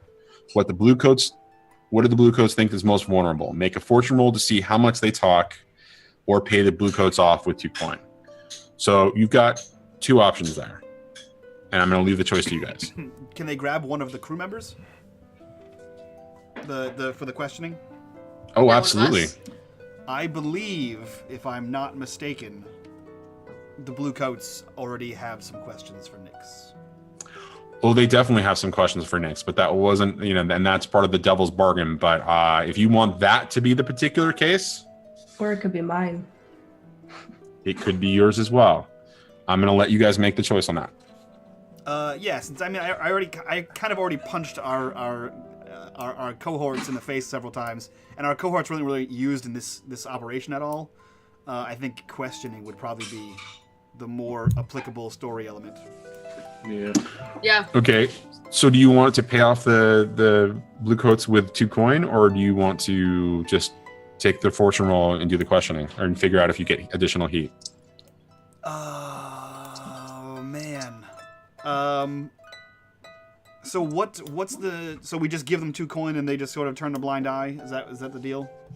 Pretty much. Okay. Yeah, I guess that would make the most sense. We just have a shitload of coin. And I would assume that the reason we know ahead of time is because Nyx has a friend in the Force, a man named Jaren, who is an activist and a dirtier blue coat. And he sort of gave the heads up, hey, just a heads up, they're coming to ask you some questions. So I give Jaren the 2 coins out of the crew monies, and sort of he misdirects them or something like that. Okay, so because you also said that you wanted to encompass the devil's bargain there, you are going to get taken in. So as a part of the downtime, what happens is that at some point that, a couple of blue coats find you kind of walking through the streets of Six Towers and drag you off to their HQ. And before the questioning gets so intense that, physical beating starts, they leave you in the room alone for a minute, and your contact shows up. You have a quick conversation, exchange pleasantries, pass off the 2 coin, or tell him where the 2 coin will be, because that way, the regular blue coats don't acquire that from you. Make the exchange, and within 5 minutes they're escorting you out, and we're going to call that handling of your entanglement and your devil's bargain. Sweet. I hate you. I had a plan for that, and I hate you. I hate you. It's literally my job to make plans. It's literally your job to make my life a living hell. Thank you. No problem. Okay, so it's 10:55. So the one thing left would be downtime actions, and it sounds like we should probably hold that off till next week. Yeah, we can start with. That sound good? We can do XP right now if you want. Yeah. Okay. All right. So let's go around the table. We're gonna start with Bower Bottom. Oh, jeez. You nailed it. You nailed it, buddy. Bitty bomber. Bitty Bomber. Titty bomber. Bitty bomber. Oh, sorry. The only thing I think I can give him anything on was his persuasive actions of actually getting up to the room. And after the room, it all went a bit pear-shaped. Well, so you didn't make any desperate action rolls, correct? But you did do a lot of stuff with the deception and influence. Yeah. So I mean, I can think of the bomb, all the bomb stuff. Is definitely, for lack of a better word, deception. Yeah. Can you think of anything else besides that? Pretending to be a red sash, taking my way up. Okay. Yeah, I would say at least two XP for Yeah. lying and deception. Yeah. Yeah, I think the same thing. That's why I was asking. So go ahead and mark 2 XP somewhere on your character sheet. Yes, ma'am. Remember, not pips. They go in the little chits at wherever. We need to fix your character sheet too, by the way, Yes, we Bowerbomb. do. Okay, so expressed beliefs, heritage, drives, or background. I think you definitely get 1 for the whole playing back and forth conversation between Bowerstone and Still the bomb. trying to keep the smoke and mirrors going. Absolutely. Uh, Can you think of apart from anything that, else? though, not for the background or anything like that, because it was pretty. That bubbling conversation was hysterical, and I just, I don't know, I really loved changing in the stairway. The conversation you had with yourself to try to keep the ruse. That was pretty funny. The ruse will stay alive until the end of the season, I tell you. We'll It's see what only been happens. 2 games, and I'm stretching big. Funny. Okay, so that's another 1 XP for beliefs, drives, heritage, and background. Now, I have a question for you that relates to your vice and struggling with issues related to your vice and trauma. Yeah. When you were going after them, and I described, you tripped over the uneven cobblestone, but I described what they were doing to your vehicle. What was going on there through your mind? So basically, he was worried about ever going to take all his precious gear. His tinkered equipment that is specifically his, and doesn't like that going to other people. Okay. So he's really worried about that. And don't take his precious goods. Don't take his ornate Never touch another man's goods. Club captain. Okay, so I think that there's a bit of an element there that could be considered struggling with your vice. Does anybody else agree or disagree with that? What is your vice again? I believe it's luxury. Yes. Oh yeah. Oh sure. Yeah. Yep. Okay. Not All right, my so we'll wagon. call that 4 XP, and you can put that in your playbook advancement or any of the essentially the attributes. Oh yeah. All right, let's jump over Rick, to. I might put it in Rick. Hey, I'm not going to lie. It sounds like I might need to put it in that. Yeah, so it would go in prowess. Yeah. Top. You would put at least 2 in prowess, Mhm. and take the advancement for the rec, and then another 1. But just hold off on that until Yeah. we do We'll have a fix conversation. everything up. Yeah, Yeah. exactly. Okay, so let's switch over to OC. You had a different set of things go on this week that was kind of crazy. So let's look at your character sheet. Was there a desperate roll that you made at all? Nope. Okay. What about your playbook specific things? It is every time you roll a desperate action, mark an XP in that action. No, I'm sorry. Yeah, I haven't. Address a challenge with deception or influence. Yes. Definitely when she. Definitely when she disguised herself. Okay, that's And- 1. And then definitely when she. I'm trying to think. I think it You might could just also be use the. Nye as an extension of that. Remember that. Okay. Well, then, yeah, dressing Nye up as well. Well, her controlling him. Well, and the possession and everything else that happened actually towards the end, and your influence of what her action would be at that point. So that makes sense. Okay. And then as far as beliefs, drives, heritage, or background, it would definitely be my relationship with Nye. Okay. And knowing what she is, and that being a major part of why I do what I do. Okay. So that's at least 1.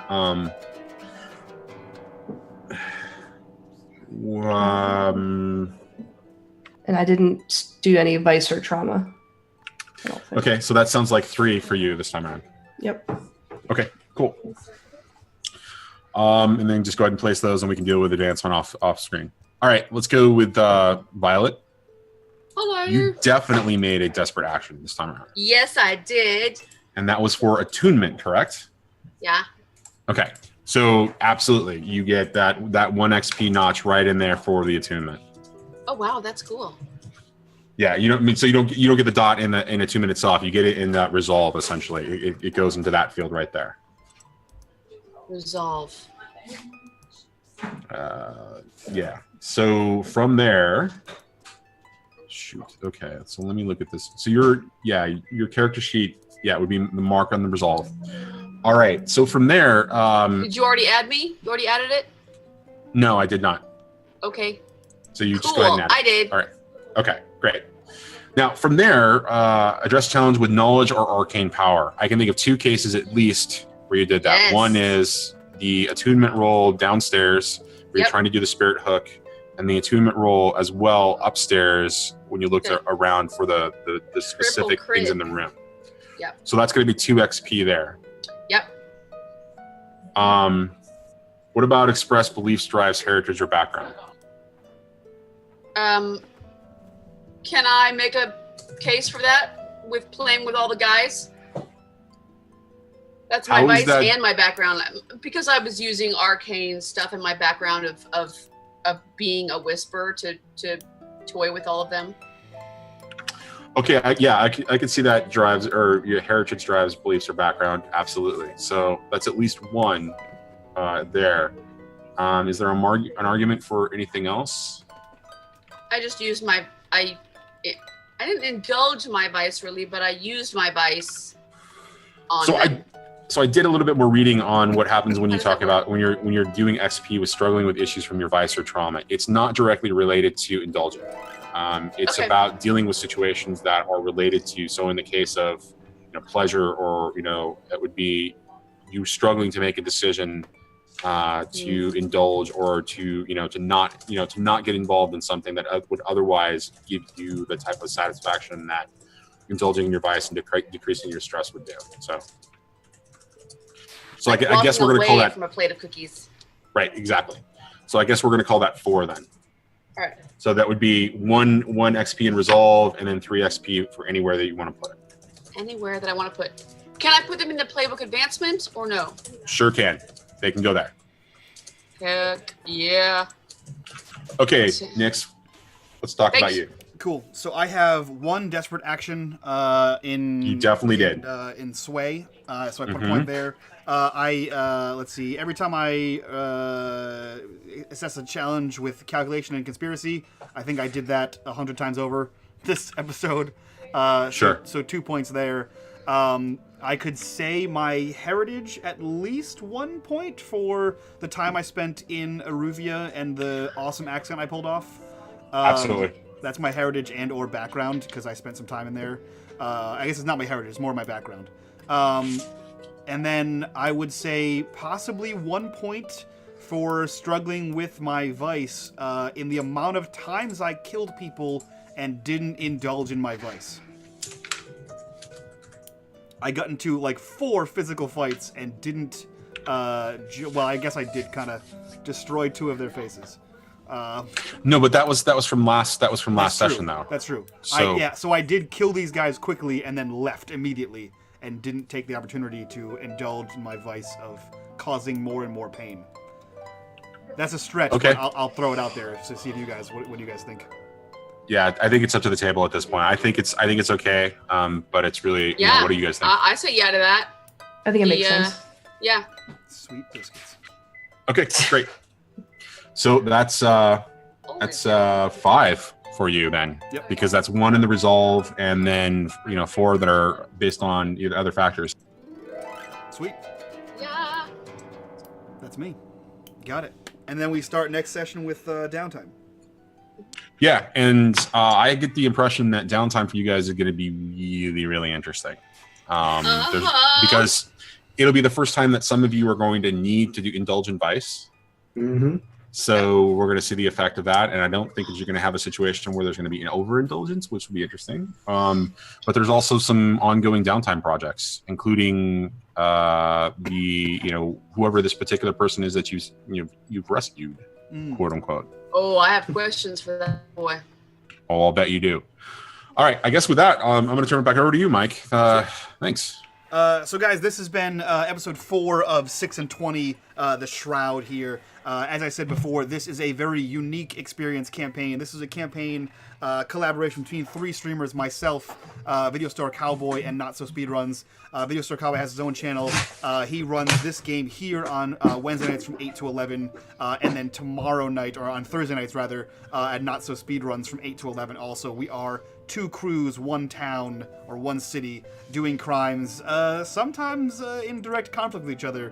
Sometimes the other crew directly fucks over members of this crew. That's fine. You guys do whatever you want to do. Cool, great. Thanks for including us. You're just pissed that they fired the first shot. I really am. And I'm more pissed that it wasn't even Sky that fired it. Like for Nyx, it was just some random nobody. Like, how dare you, peasant? So OC, tell us, how did you really feel about that? You'll see. See by her stats face. You'll see next week. I have plans. You see by her Ooh, sass I can't face. wait. I may be a slide, but this will not slide. Nice.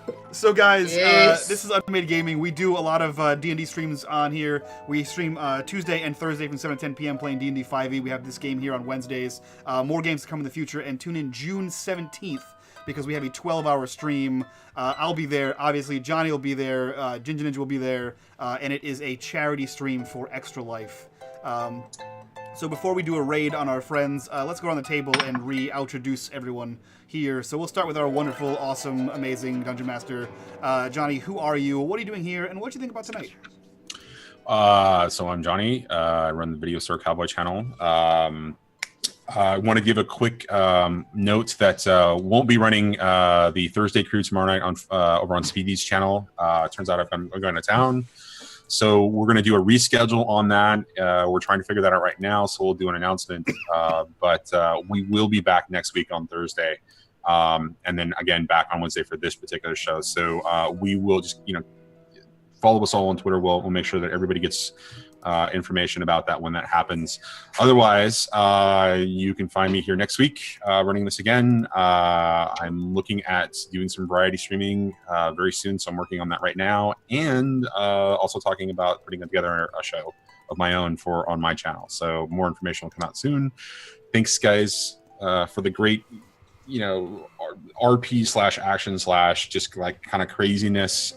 Thank you, Bower Bottom, for being the comic relief. Thank you, Violet, for being absolutely amazing. And well, Nix and OC, you guys can just go to hell. Thanks. Sweet. I can't wait to see what OC does next week. I can't wait. I'm so excited. I am too. Speaking of OC and other streamers here, Mr. Ninja, who are you? What are you doing here? And what did you think about tonight? I was here to peacefully run the Ladies of the Night, and people are trying to fuck my shit up. So we'll see what happens next week. I run my own first-person shooter channel, gaming channel. Last night we had Princes of the Apocalypse on Tuesday nights at 7 o'clock, and yeah, hopefully OC doesn't fuck shit up. Sweet. Our other streamer on the channel, Slade, aka Quick Dice Gaming. Who are you? What are you doing here? And what do you think about tonight? So yeah, I'm Slade from Crit Dice Gaming. I'm hoping my fortune's going to be a lot better for next week. Because yeah, I got royally done by the Bower Bottom. But yeah, I run my own channel. Here on Twitch, I play everything that I want to. So yeah, that's about it. Perfect. And last but definitely not least, our voice actress extraordinaire, Lisa. Who are you? What are you doing here? And what do you think about tonight? Hello, Lisa Lee, and I am Lisa Bell on Twitter, and I am Danger Lily on Twitch, and I am. This was great tonight. This is so much fun. The more we all gain a facility about how the game is, how it goes, the more we can explore and really kind of put the wheels on and go with this. And it's so much fun. So much fun. Oh my God. Yeah, that comic relief tonight it's only going to get better, I am sure. And thank you, Skaga, for adding the drama. Thank you so much. And all of you guys watching, thank you so much. Spread the word. 6 and 20 is here. It's true. Yeah, guys, if you have fan art, if you have screen caps, I know there's a few of them. If you guys take clips, feel free to blast us out on Twitter. Tag whoever the hell you want in there. And there's use the Twitter hashtag 6 page. and 20. That's true. There's a hashtag. I think it's called Blades620. But definitely use the hashtag 6 and 20 and get that noticed out there, and we'll retweet that and all that good shit. So if you have anything cool like that, feel free to send it our way. And before we get the hell out of here, guys, we're gonna go send some of this super positive love over to a good friend of mine, good friend of the channel, Mr. Bubbernot CCE. He is playing he's playing some Dungeons and Dragons, I believe, Shackled City, and he's going on for like the next hour or so. So let's definitely go raid him, guys. Watch for that host. Copy and pasta that over there. And from all of us to you guys, we'll see you tomorrow. Bye bye.